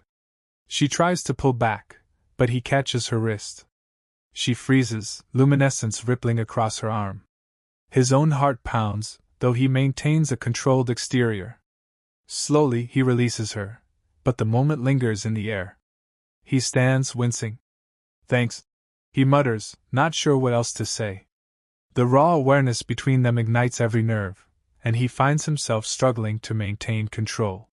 She seems equally tense, her body coiled as if ready for fight or flight. Finally, she exhales. Why do I feel like I'm fighting something every time I'm near you? Her voice is low, but there's a tremor beneath the words. He leans against the crate, arms folded. You think I'm not? Silence draws out, crackling with unspoken possibilities. Her skin glows, the shifting colors of her alien physiology betraying her roiling emotions. He can't read every hue, but he recognizes the spark of danger, the undercurrent of desire. It's like standing at the edge of a cliff, deciding whether to jump. He pushes off the crate, closing the distance between them. She doesn't retreat. They stand toe to toe, the hum of the ship's engines throbbing in the background. She tilts her head up, meeting his gaze squarely. Neither says a word. The tension is suffocating, primal, and it breaks in a sudden clash. He kisses her, not softly, not gently, a collision of mouths that's more battle than romance. She responds in kind, a low, feral sound escaping her throat. Their hands tangle, gripping at each other's clothes, her bioluminescence flaring in a dazzling array of colors that match the intensity of the moment. It's an explosion of pent-up aggression, confusion, and raw need. For a breathless few seconds, they grapple in this intimate struggle for dominance. She tugs at his hair, pulling his head back, and he growls, pressing her against the bulkhead. A surge of electricity courses through him, every nerve screaming for more. It's overwhelming, intoxicating, and just as quickly it cracks. He tears himself away, chest heaving, eyes wild. She stands there, lips parted, luminescence dancing along her skin. Her eyes gleam with a mixture of anger and desire. "Damn you!" she breathes, voice thick with emotion she can't fully suppress. He shakes his head, swallowing hard. "This can't happen," he rasps, though every part of him disagrees. She rounds on him, fists clenched. "We nearly die every day. And you think we can just ignore this?" His gaze flickers, 100 warring instincts battling behind his eyes. "I don't know what this is," he admits, voice rough. She exhales a shaky breath, luminescence dimming a bit. "Neither do I. But it's real." He can't refute that. He feels it in every ragged heartbeat. The silence returns, thick with unresolved tension. In the distance, a console alarm pings, reminding them they're not safe. They're never safe. Wordlessly they separate. She moves to the cockpit to check the sensors, and he lingers in the cargo bay, heart still pounding. They can't undo what just happened. The barrier they once kept is shattered. Whether this brings them closer or drives them into a more dangerous conflict remains uncertain. For now, they have a fragile accord and a hunger that neither can fully resist. The path ahead is dark, fraught with enemies both known and unknown. But for better or worse, their bond has taken a new shape, forging a connection as volatile as the stars that surround them. The warp drive restarts more smoothly than expected once the engines have cooled. They choose a sector rumored to be neutral territory, where trade ships sometimes dock in secret. If they can slip in, they might find better medical supplies for Dane's leg, along with more fuel and a chance to plan their next move. The unspoken memory of their brief clash in the cargo bay hangs between them, an electric undercurrent that neither addresses openly. Sarika focuses on piloting. The swirl of light outside the viewport returns as they leap into warp. She keeps her gaze forward, posture rigid. Dane tries to focus on star charts, calibrating the ship's scanners, anything to quell the rolling tension in his chest. But he can't shake the taste of her, wild, dangerous, still lingering on his lips. Eventually, she breaks the silence. "We'll arrive in about an hour. The station isn't official, but it's a hub for smugglers, black market deals, and those who operate outside the major factions." He grunts in acknowledgement. "Sounds like my kind of place." He checks the panel, sees the small stash of credits he's managed to accumulate. "We'll have to barter or steal what we need. Straight-up purchase might be out of reach." She nods, a flicker of luminescence across her arms. "I've got a few hidden credit chips. Could help. But we should be ready to fight if necessary." "Always," he replies grimly. They drop out of warp near a large gas giant, its rings shimmering with icy debris.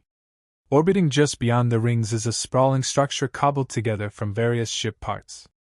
A haphazard lattice of docking platforms and corridors extends outward, a testament to the station's patchwork nature.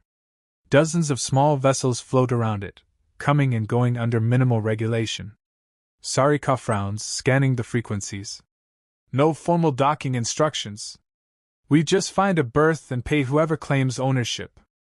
Let's hope they don't recognize either of us." He rubs his temples, feeling a dull throb from the stress. Let's also hope they have decent antibiotics. I can't keep ignoring this wound.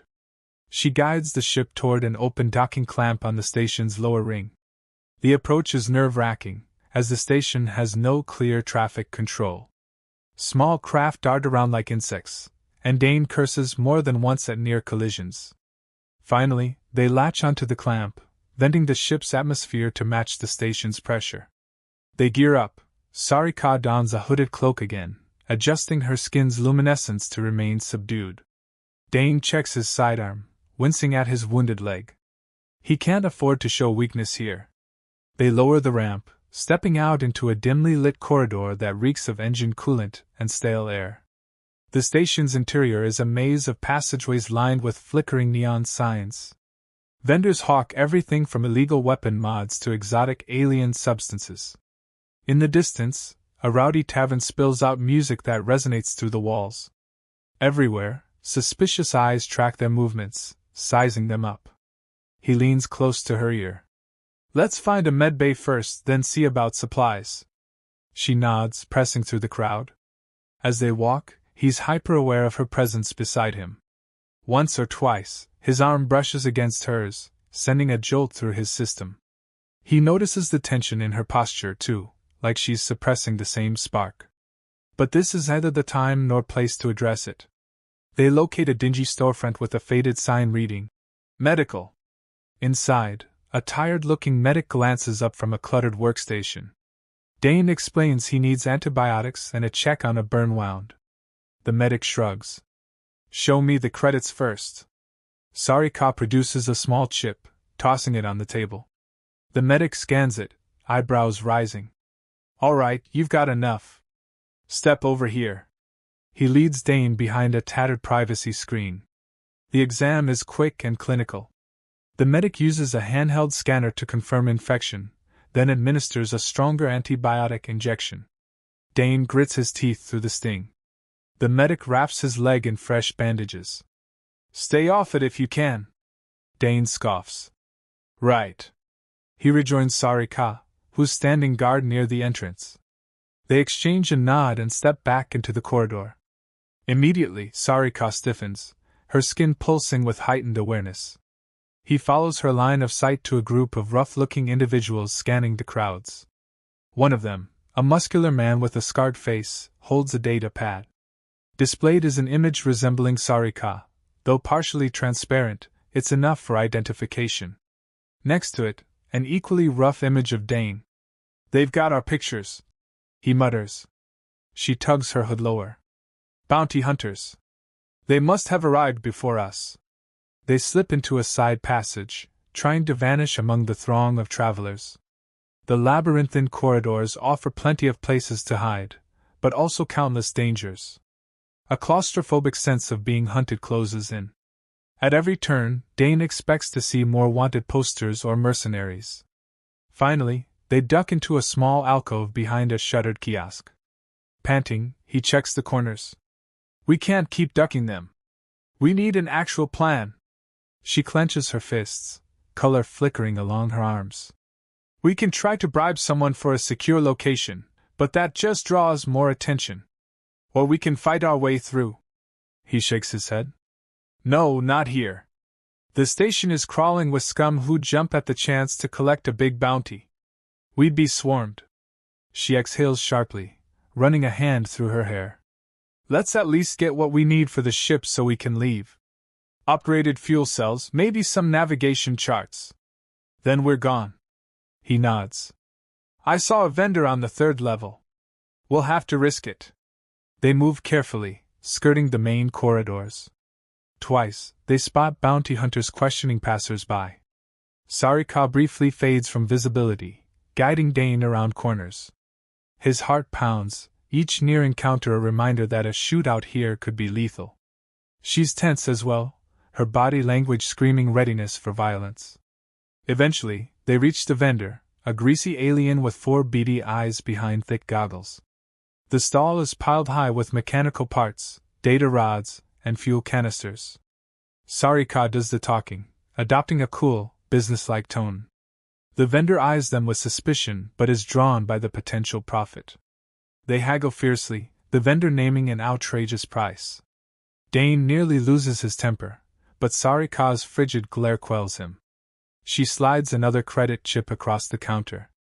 Finally, they secure upgraded fuel cells and a battered but functional NAV computer. It's more than they intended to spend, but time is against them. They pack the items into a carry case, and the vendor quickly shoos them away. Pleasure, he sneers, obviously not meaning it. They head back toward the docking berth, hearts pounding with each step. At any moment, they expect to be cornered by bounty hunters. The corridors seem endless, twisting in on themselves. Ambient lighting flickers overhead, occasionally plunging them into pockets of darkness. In one such pocket, she presses him against the wall, freezing in place as a patrol passes. He can feel her breath on his cheek, smell the faint, metallic scent of adrenaline. His pulse spikes, remembering the taste of her from before. Her eyes flick to his lips, then away, as if scolding herself for the lapse. When the patrol has moved on, they hurry forward. At last, they reach the docking clamp. Relief is short-lived. A group of armed men stand near their vessel's ramp, scanning the area. One of them holds a bounty hollow, the ghostly image flickering with Sarika's face. Dane grabs her arm, pulling her back around the corner. He grinds his teeth, mind racing. There's no other way onto the ship. We'll have to fight through them or lure them away. She exhales, scanning their surroundings for an alternative approach. That corridor up there leads to the upper scaffolding. We might be able to flank them from above. He nods. Let's go. Keeping low, they climb a rickety set of stairs to a metal walkway that creaks under their weight. From this vantage point, they can see the men by the ship's entrance. 4 of them, all armed with blasters. Sarika gestures for Dane to hold position. She turns nearly invisible, the ripple of her cloak blending with the environment. He readies his rifle, lining up a shot on the one who appears to be in charge. When she's in position behind them, he squeezes the trigger. The shot zips through the air, hitting the leader square in the back. The man crumbles. The others whip around, blasters firing wildly. Sarika reappears among them, blade flashing. Her lethal precision catches them off guard. 2 fall before they even register her presence. The last tries to pivot and shoot, but Dane fires again, dropping him. The corridor echoes with the sound of blaster fire. Shouts ring out from distant bystanders. They have seconds before more arrive. He scrambles down the scaffold, meeting Sarika at the ramp. Her breathing is ragged, eyes bright with adrenaline. They rush into the ship, dropping the ramp behind them. He hits the seal button, the thick metal door sliding into place. They sprint to the cockpit, ignoring the throbbing pain in his leg and the dryness in her throat from exertion. She flicks the launch controls, and the docking clamp unlocks with a reverberating clang. The station's traffic system tries to hail them, but they ignore it. Engines roar as they blast away from the berth, weaving through the chaotic docking ring. He spares a glance at the sensors, expecting half the station to open fire. But it seems no one wants to risk damaging the entire structure. A few stray shots glance off their shields, but nothing crippling. Soon, they're clear of the station's perimeter. She pushes the throttle, aligning them for a jump. The NAV computer hums, scanning for a stable route. Dane keeps a wary eye on the sensors, anticipating pursuit. Sure enough, 2 smaller craft detach from the station, accelerating on an intercept course. Any chance we can outrun them? He mutters. She tightens her grip on the controls. We'll see. She punches in the coordinates. The warp drive needs time to charge, and the enemy ships close in, weapons warming up. Dane mans the turrets, firing bursts to keep them off balance. Explosions light up the starfield, forcing the pursuers to dodge. But they're agile, circling around to attempt a flank. Sarika reroutes power to the engines, coaxing more speed out of the battered vessel. Almost there, she hisses. The NAV computer beeps its readiness. She slams the warp lever. Stars stretch, and they bolt into the swirling void of FTL, leaving the station and its bounty hunters behind. Adrenaline crashes through Dane's system. He staggers from the turret station, breath unsteady. She sets the autopilot, turning in her seat to face him. They lock eyes, the weight of their latest escape bearing down on them. For a moment either speaks. Finally, she breaks the silence, voice hoarse. This is madness. He manages a humorless laugh. You expected something different? He crosses the cockpit, dropping into the co-pilot's seat. The tension between them is a living thing, fueled by every shared danger, every brush with death. He notices a cut on her cheek. You're bleeding. She swipes at it absently, eyes never leaving his. The swirling lights of warp reflect in her irises, giving them a haunted glow. You can't deny what's happening between us anymore, can you? He licks his lips, mind a tangle of conflicting desires. No, he admits quietly. He's seen her fight, seen her vulnerable, tasted her fury and her lips. The pull between them is undeniable. Yet he can't fully let go of the anger, the suspicion that once fueled him. But it won't be easy. Her shoulders slump in a mixture of frustration and acceptance. Nothing in this life is easy. Especially not for people like us. He reaches out, hesitates, then places a hand lightly on her arm. The warmth of her skin sends a jolt through him. She sucks in a breath, and for once, doesn't pull away. They share a moment of unexpected calm, a fragile peace in the eye of the storm that surrounds them. Neither knows what lies ahead, only that they're drawn together by equal parts necessity, attraction, and something deeper neither can fully articulate. Outside, the warp corridor swirls on, an endless tapestry of stars bending around them. They drift through that cosmic tide, two wounded souls bound by danger and desire. For now, that has to be enough. Days pass in a blur of cautious travel. They stay on the move, never lingering too long in one star system. Rumors of sightings spread through the underworld, fueling the bounty on Sarika's head, and by extension Dane's. Through stolen intel and clandestine channels, they learn more about the faction responsible for capturing her, and about the group that butchered his unit. Threads of conspiracy weave a tangled web, suggesting a powerful coalition with ties to both human and alien worlds. Through it all, the tension between Dane and Sarika burns hotter. They argue about tactics, snap at each other when stress flares, but they also find themselves drawn into a simmering closeness whenever the danger recedes. The heated kiss they shared looms like a memory they both refuse to bury, though either openly pursues it again. Late one night, while the ship drifts in a quiet sector, Dane rummages through old data logs. Sarika emerges from the corridor, arms folded, wearing a loose-fitting jumpsuit that still hints at her lithe form. Her expression is guarded but not hostile. Any luck finding out who's pulling the strings? He shakes his head, frustration etched into his features. They're covering their tracks well. Every lead ends in a dead end or a shell corporation. She leans against the wall, her bioluminescence subdued. They have to be hiding somewhere. Maybe we need to look at this from another angle. He exhales, rolling his stiff shoulders. What angle? She walks over, tapping a finger on the console. If they're collecting my people, maybe they're trying to harness our cloaking ability. Or if they're behind the massacre of your unit, they might be testing how to kill or replicate that ability. He clenches his jaw. You think they're experimenting on prisoners? She doesn't flinch. Yes. My kind has unique physiology. If humans found a way to replicate it, they'd be unstoppable in infiltration or assassinations. A cold knot forms in his stomach. Images of his fallen comrades flash through his mind, the way they were picked off by unseen foes. I won't let that happen. She nods, a flicker of shared determination in her gaze. Neither will I. They spend hours poring over fragments of data. The more they uncover, the clearer it becomes that a massive operation is at play, spanning multiple star systems. Sarika eventually slides into the co-pilot's chair, stifling a yawn. She rests her head against the back, eyelids drooping. Dane notices her fatigue. Go rest. We can pick this up tomorrow. She opens her mouth to argue, but closes it again, too tired for a fight.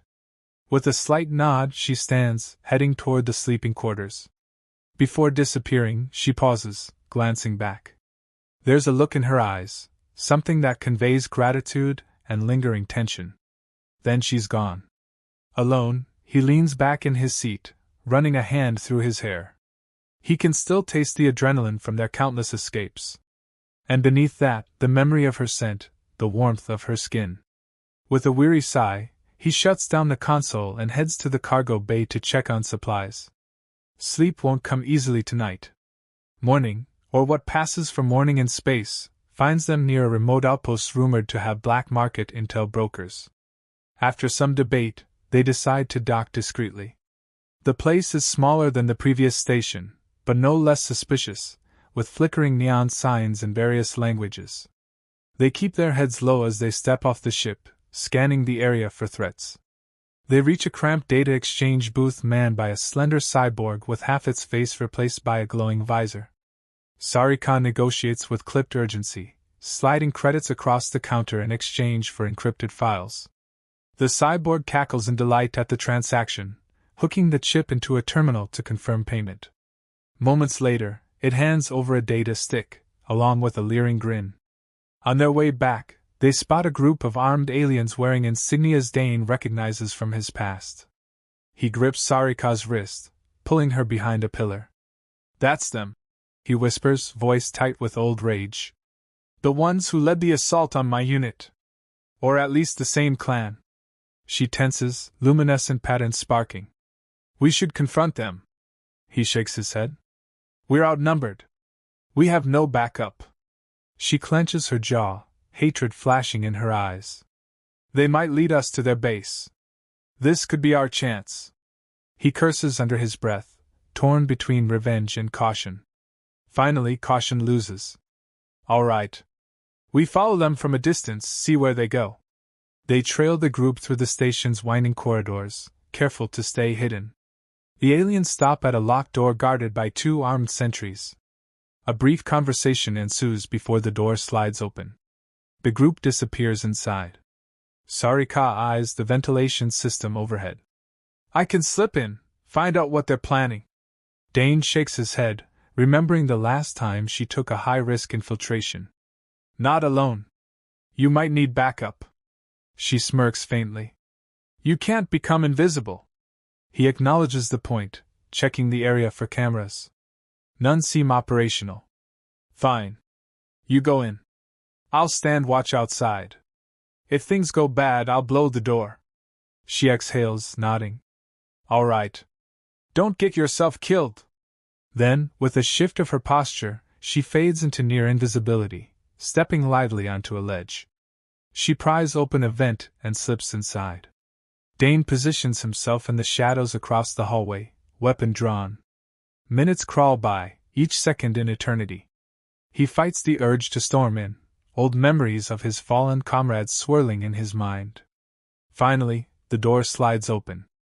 2 of the aliens exit, speaking in hushed tones. He overhears fragments of their conversation. "Transfer the prisoner, advanced cloaking, human infiltration."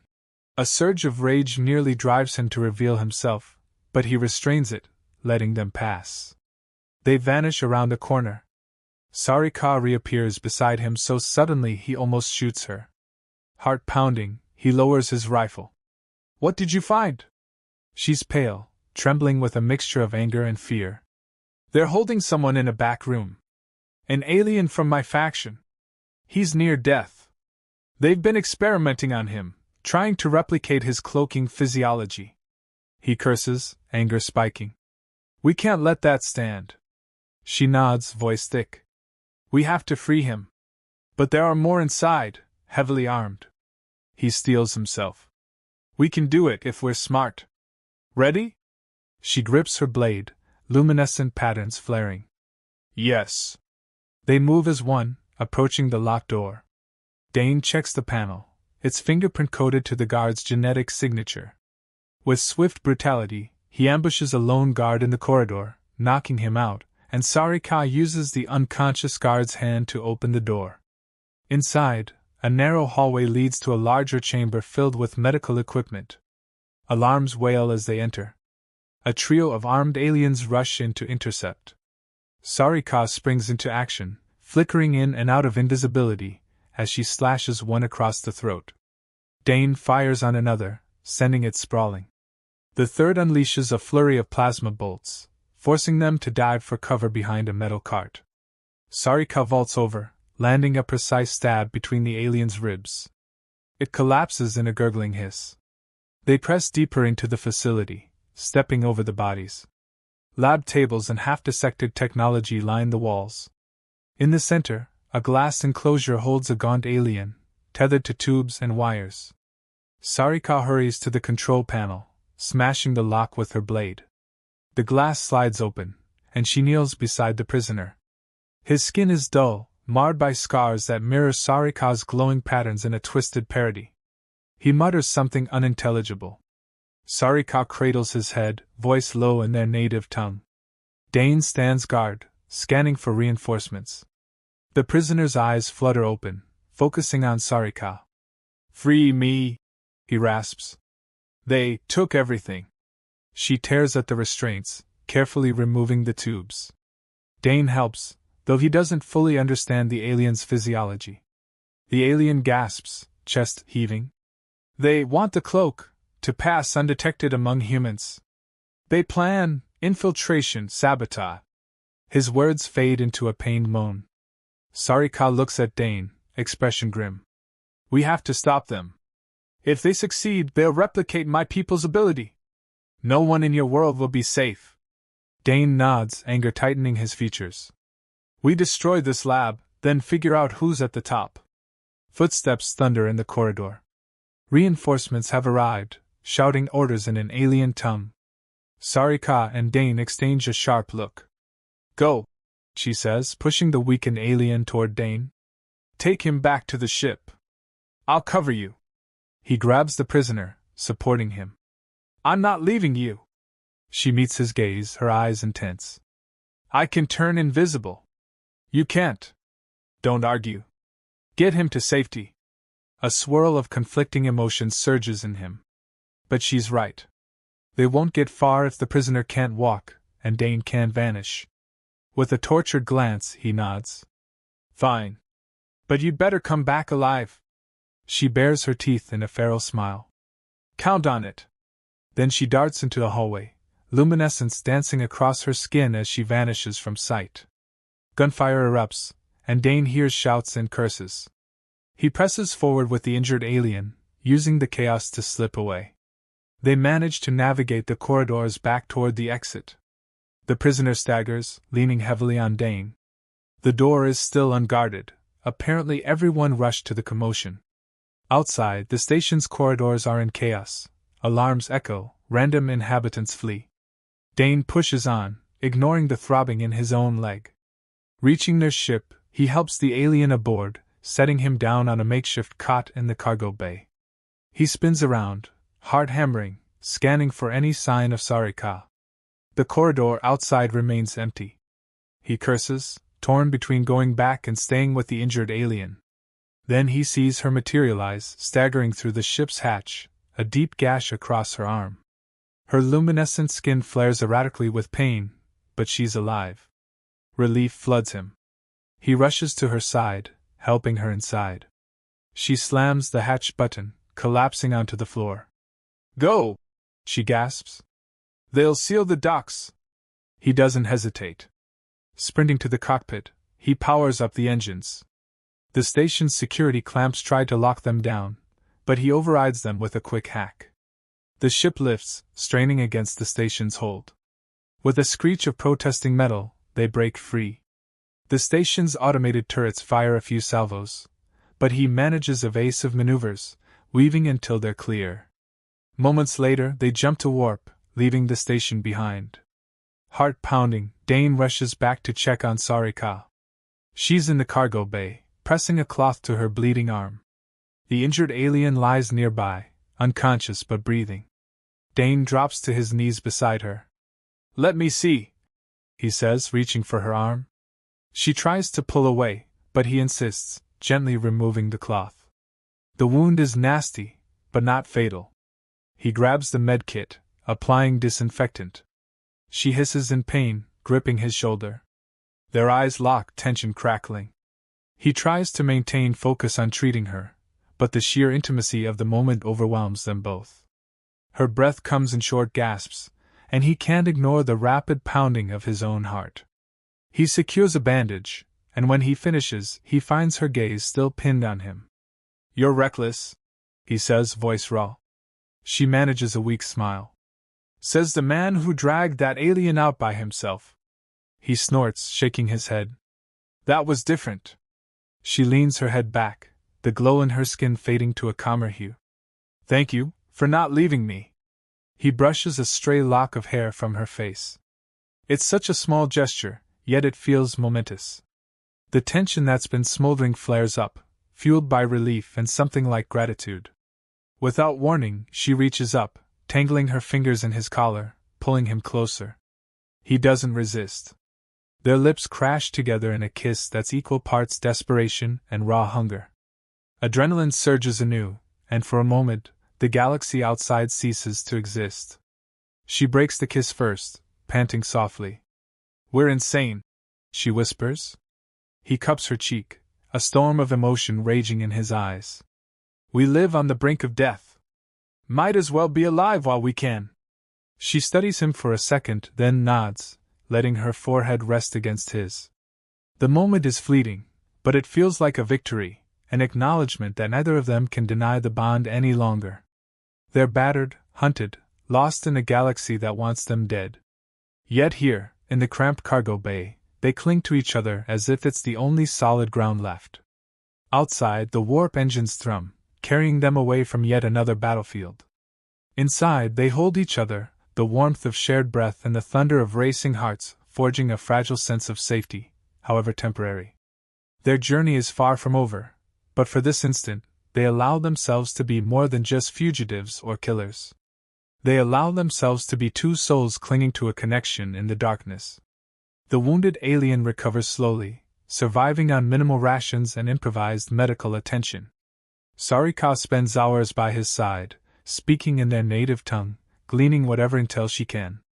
Dane monitors the ship's course, scanning for potential safe havens while keeping an eye on any trackers that might have latched onto them. Days blend together as they drift through backwater systems. The tension in the ship evolves, no longer a purely adversarial standoff, but a potent mixture of shared purpose and an undercurrent of fierce attraction. They argue less about trivial things, more about strategy, how to use the alien's information to strike back at the shadowy organization experimenting on her people and targeting him. During a quiet lull, they gather in the cockpit. The alien, whom Sarika calls Vareth, sits weakly in a chair, trembling. His once luminous skin is permanently scarred, an ashen gray where the experiments burned away natural patterns. Yet he manages to speak, voice trembling but resolute. "They have a base," he says, eyes flicking between Sarika and Dane.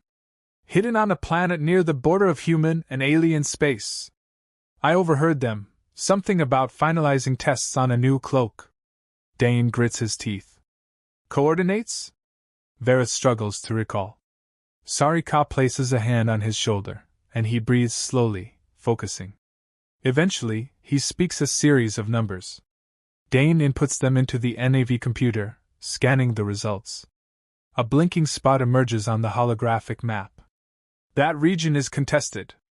Both sides claim it, so it's mostly lawless." Sarika's jaw sets. "That's where they'd hide something so dangerous. Far from prying eyes, yet close enough to launch strikes on either faction." Vareth exhales raggedly. "They took so many of us, to refine the process. I doubt I'm the only survivor." She locks eyes with Dane. "We have to go there." He glances at the star map. Every survival instinct screams to stay away, but vengeance and responsibility burn like hot coals in his chest. "We'll finish this," he agrees. "But we need a plan. We can't just storm an entire base with one broken ship." She nods, looking at Vareth. "Can you fight?" He shakes his head, shame flooding his features. "They took everything. My cloak is gone. My strength compromised." Sarika presses her lips in a thin line, gently squeezing Vareth's hand. "Rest, then. You've done more than enough by telling us. Dane powers up the NAV computer, plotting a course toward the coordinates. We'll have to rely on stealth, infiltration. Maybe sabotage from the inside. Your invisibility might tip the scales. She looks at him, remembering how he alone can see her when she cloaks. There's a flicker of wry amusement. If anyone can track me, it's you. He almost smiles. I won't lose you in there. They set off, the path leading them deeper into contested space. With each passing hour, the tension builds. Dane methodically checks weapons, calibrates the ship's sensors, and modifies the meager explosives they have left. Sarika meditates in the cargo bay, presumably focusing her energy for the coming battle. Vareth dozes fitfully, nightmares etched on his gaunt face. Finally, the target planet looms into view, a silent sphere wrapped in swirling clouds of green and gray. Long-range scans reveal minimal settlements, mostly battered outposts. The biggest reading is near the southern hemisphere, a large compound bristling with advanced scanning tech. They watch from orbit, mapping defenses. Plasma turrets ring the base, and a network of patrol ships circle overhead. Sarika frowns. That's too much firepower for a small lab. They're prepared for an assault. Dane checks the readouts. Then we'll have to slip in quietly. Our best bet is a low-atmosphere approach and a drop a few kilometers from the compound. She nods. We'll cloak from the ground. Once inside, we sabotage their systems, rescue anyone we can, and destroy their research. He glances at the battered hull of their ship. The vessel won't survive a direct confrontation with those turrets. We land out of range, proceed on foot. It's a plan with slim odds, but they have no alternatives.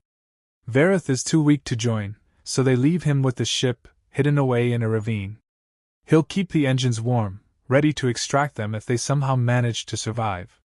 Dane helps him set up an automated turret as a last line of defense, though he doubts it'll do much if the base launches a full-scale retaliation. Night falls as they descend, clouds swirling in the planet's toxic atmosphere.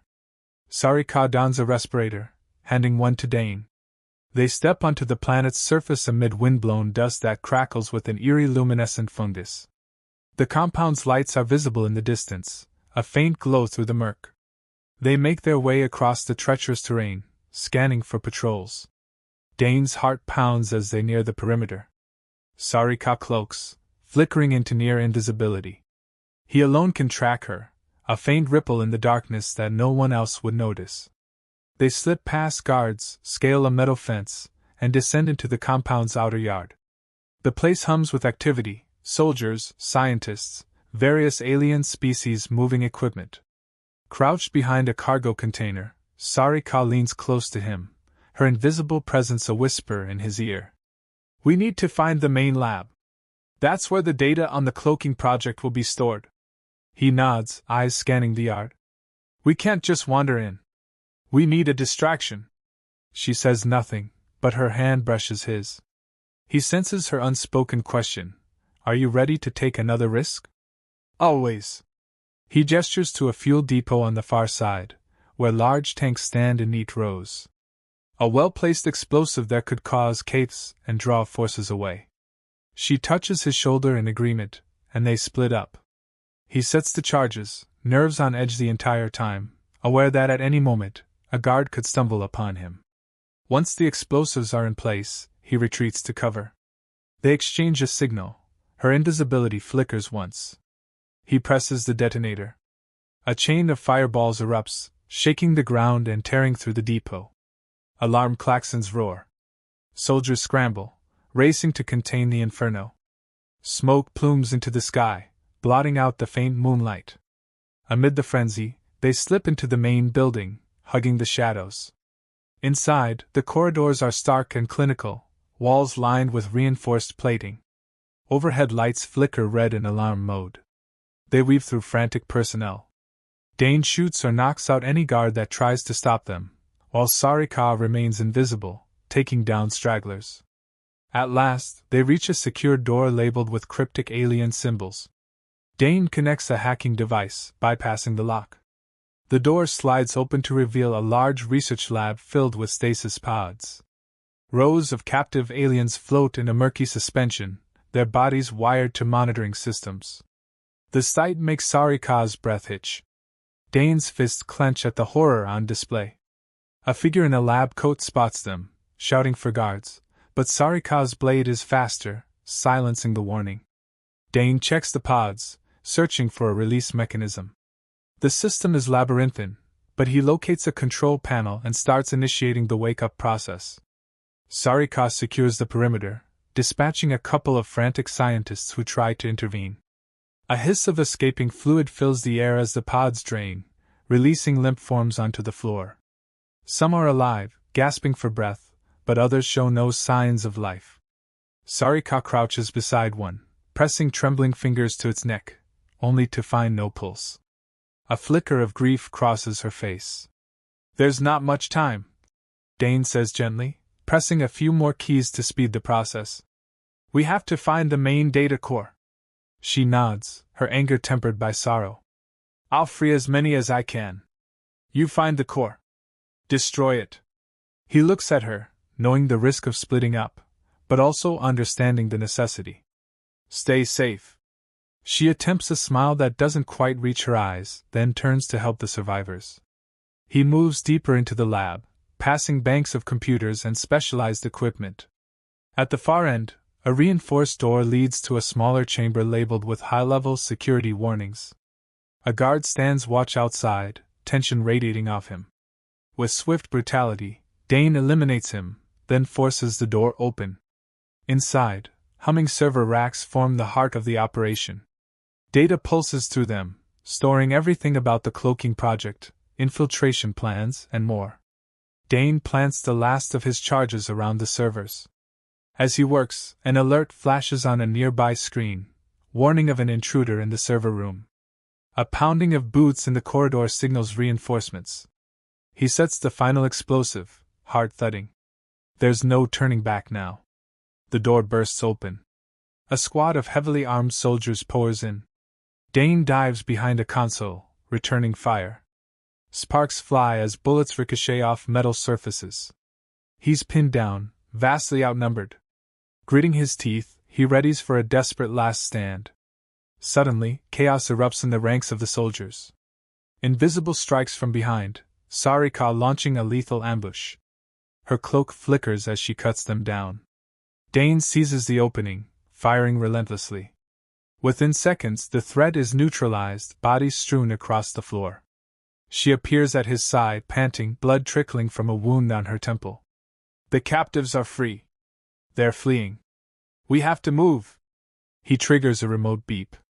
Charges are set. They race back the way they came, weaving through corridors in full alarm. Sirens blare, lights flash. The entire base teeters on the brink of destruction. Freed prisoners stumble alongside them, some able to run, others supported by those stronger. A few brandish stolen weapons, fighting off guards in the panic.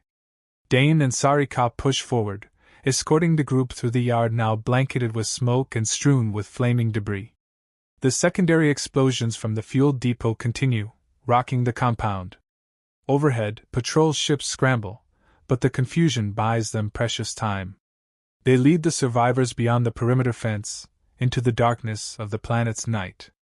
As soon as they're a safe distance away, Dane triggers the remote detonator for the server room. A thunderous explosion splits the night, and a towering plume of fire erupts from the base. Chunks of metal and shrapnel rain down. Any hopes the enemy had of continuing their cloaking experiments are obliterated in that instant. They guide the survivors through the treacherous terrain back to the ravine where their ship is hidden. Vareth meets them at the ramp, shock evident in his eyes at the sight of the injured aliens. Without hesitation, he helps them on board, finding space in the cramped cargo hold. Some are in critical condition, others just dazed, but all free. Sarika leans heavily against Dane, a mixture of relief and exhaustion. He wraps an arm around her waist, supporting her. They climb into the cockpit, battered and exhausted. The engines roar to life under Varetha's guidance. With the base in flames behind them, the ship ascends into the sky, another frantic escape against impossible odds. Once in orbit, they tend to the wounded. Sarika works tirelessly, her injuries ignored as she helps each freed alien. A solemn hush hangs over the cargo bay. Dane lingers at her side, assisting where he can, aware of the gratitude and respect that now radiates from the group. For all the horrors they'd endured, they have a chance at life again. Finally, after hours of triage, she steps away, stumbling into his arms. He steadies her, worry etched into his face. "You need rest." She shakes her head, eyes heavy. "They need us." He guides her to a quiet corner, pressing a canteen of water into her hand. "We can't help them if we collapse. Drink."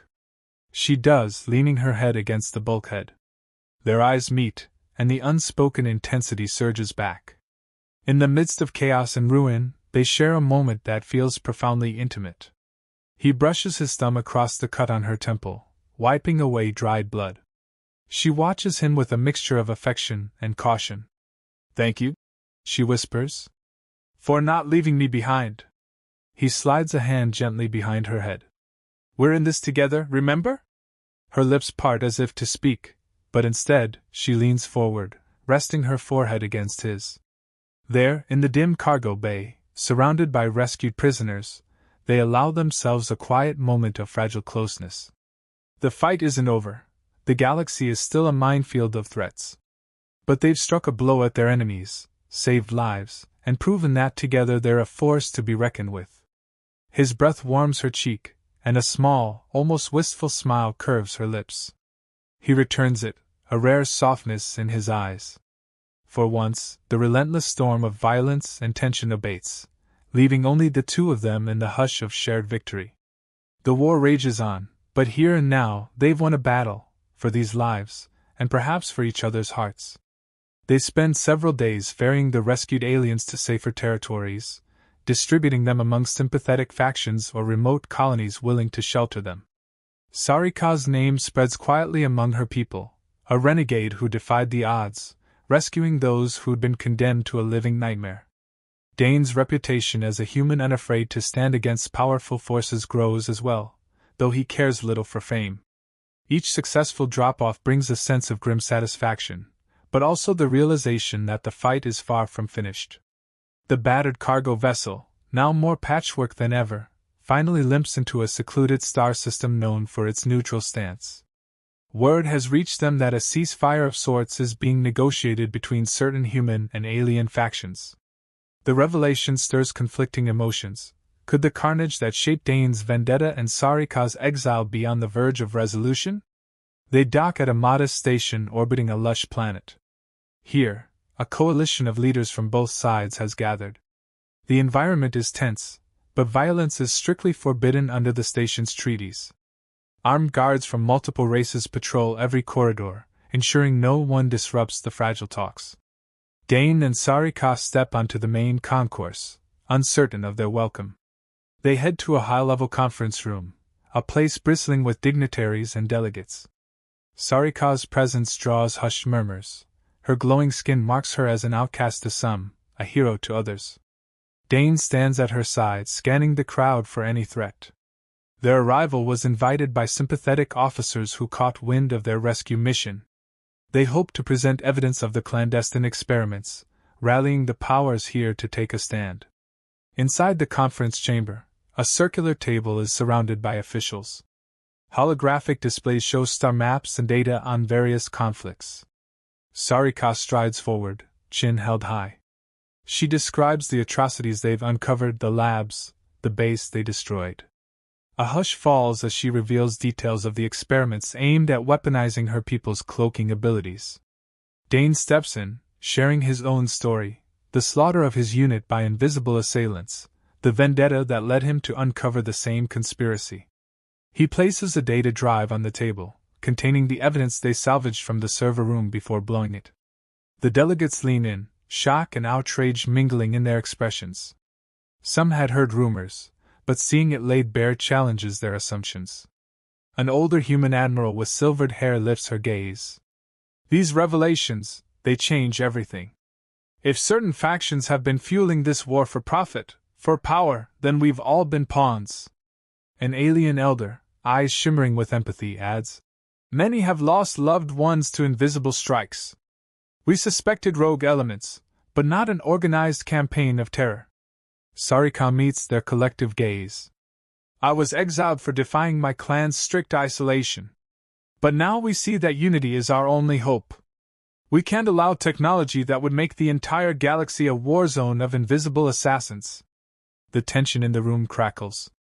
Whispers spread among the delegates. A robed alien official stands. We propose an immediate combined task force to dismantle any remaining labs, arrest those responsible, and ensure these experiments never resurface. The Admiral nods in agreement. We need the data from that drive. Then we can coordinate with both human and alien commands to root out every cell of this operation. Relief and a strange sense of closure wash over Dane. Finally, the bureaucracies are paying attention. Yet he remains vigilant, scanning the room for any sign of sabotage. Trust is a rare commodity in these negotiations. Sarika stands beside him, her posture resolute, shoulders back, a warrior unafraid to face powerful figures. After hours of tense discussion, a preliminary accord is reached. Officials vow to share intelligence, forging a rare alliance. Sarika's role as a key informant and hero to many of her rescued can cement a place for her at the negotiating table. Dane is offered an advisory position, given his first-hand expertise in infiltration tactics. Later, they step out of the chamber, exhaustion creeping in. Sarika's eyes gleam with both triumph and uncertainty. We've handed over the evidence. Do you really think they'll follow through? He exhales. They've seen the horrors. They can't ignore it now, not without facing public outcry from both sides. She nods, a heavy sigh leaving her lips. I hope you're right. They wander through the station's corridors, away from the bustle of diplomats. The air feels lighter here, less burdened by conflict. Finally, they reach a small observation deck overlooking the lush planet. Stars twinkle in the distance, a silent testament to the vastness of the galaxy they both bled in. He leans on the railing, staring at his faint reflection in the glass. This is what I wanted, you know. For someone to take responsibility, to stop the senseless bloodshed. I never thought it would come from me teaming up with an alien. She moves closer, the glow of her skin soft. You never thought you'd see an alien like me either. He turns to face her. No, I didn't. The weight of that statement hangs between them. You changed everything.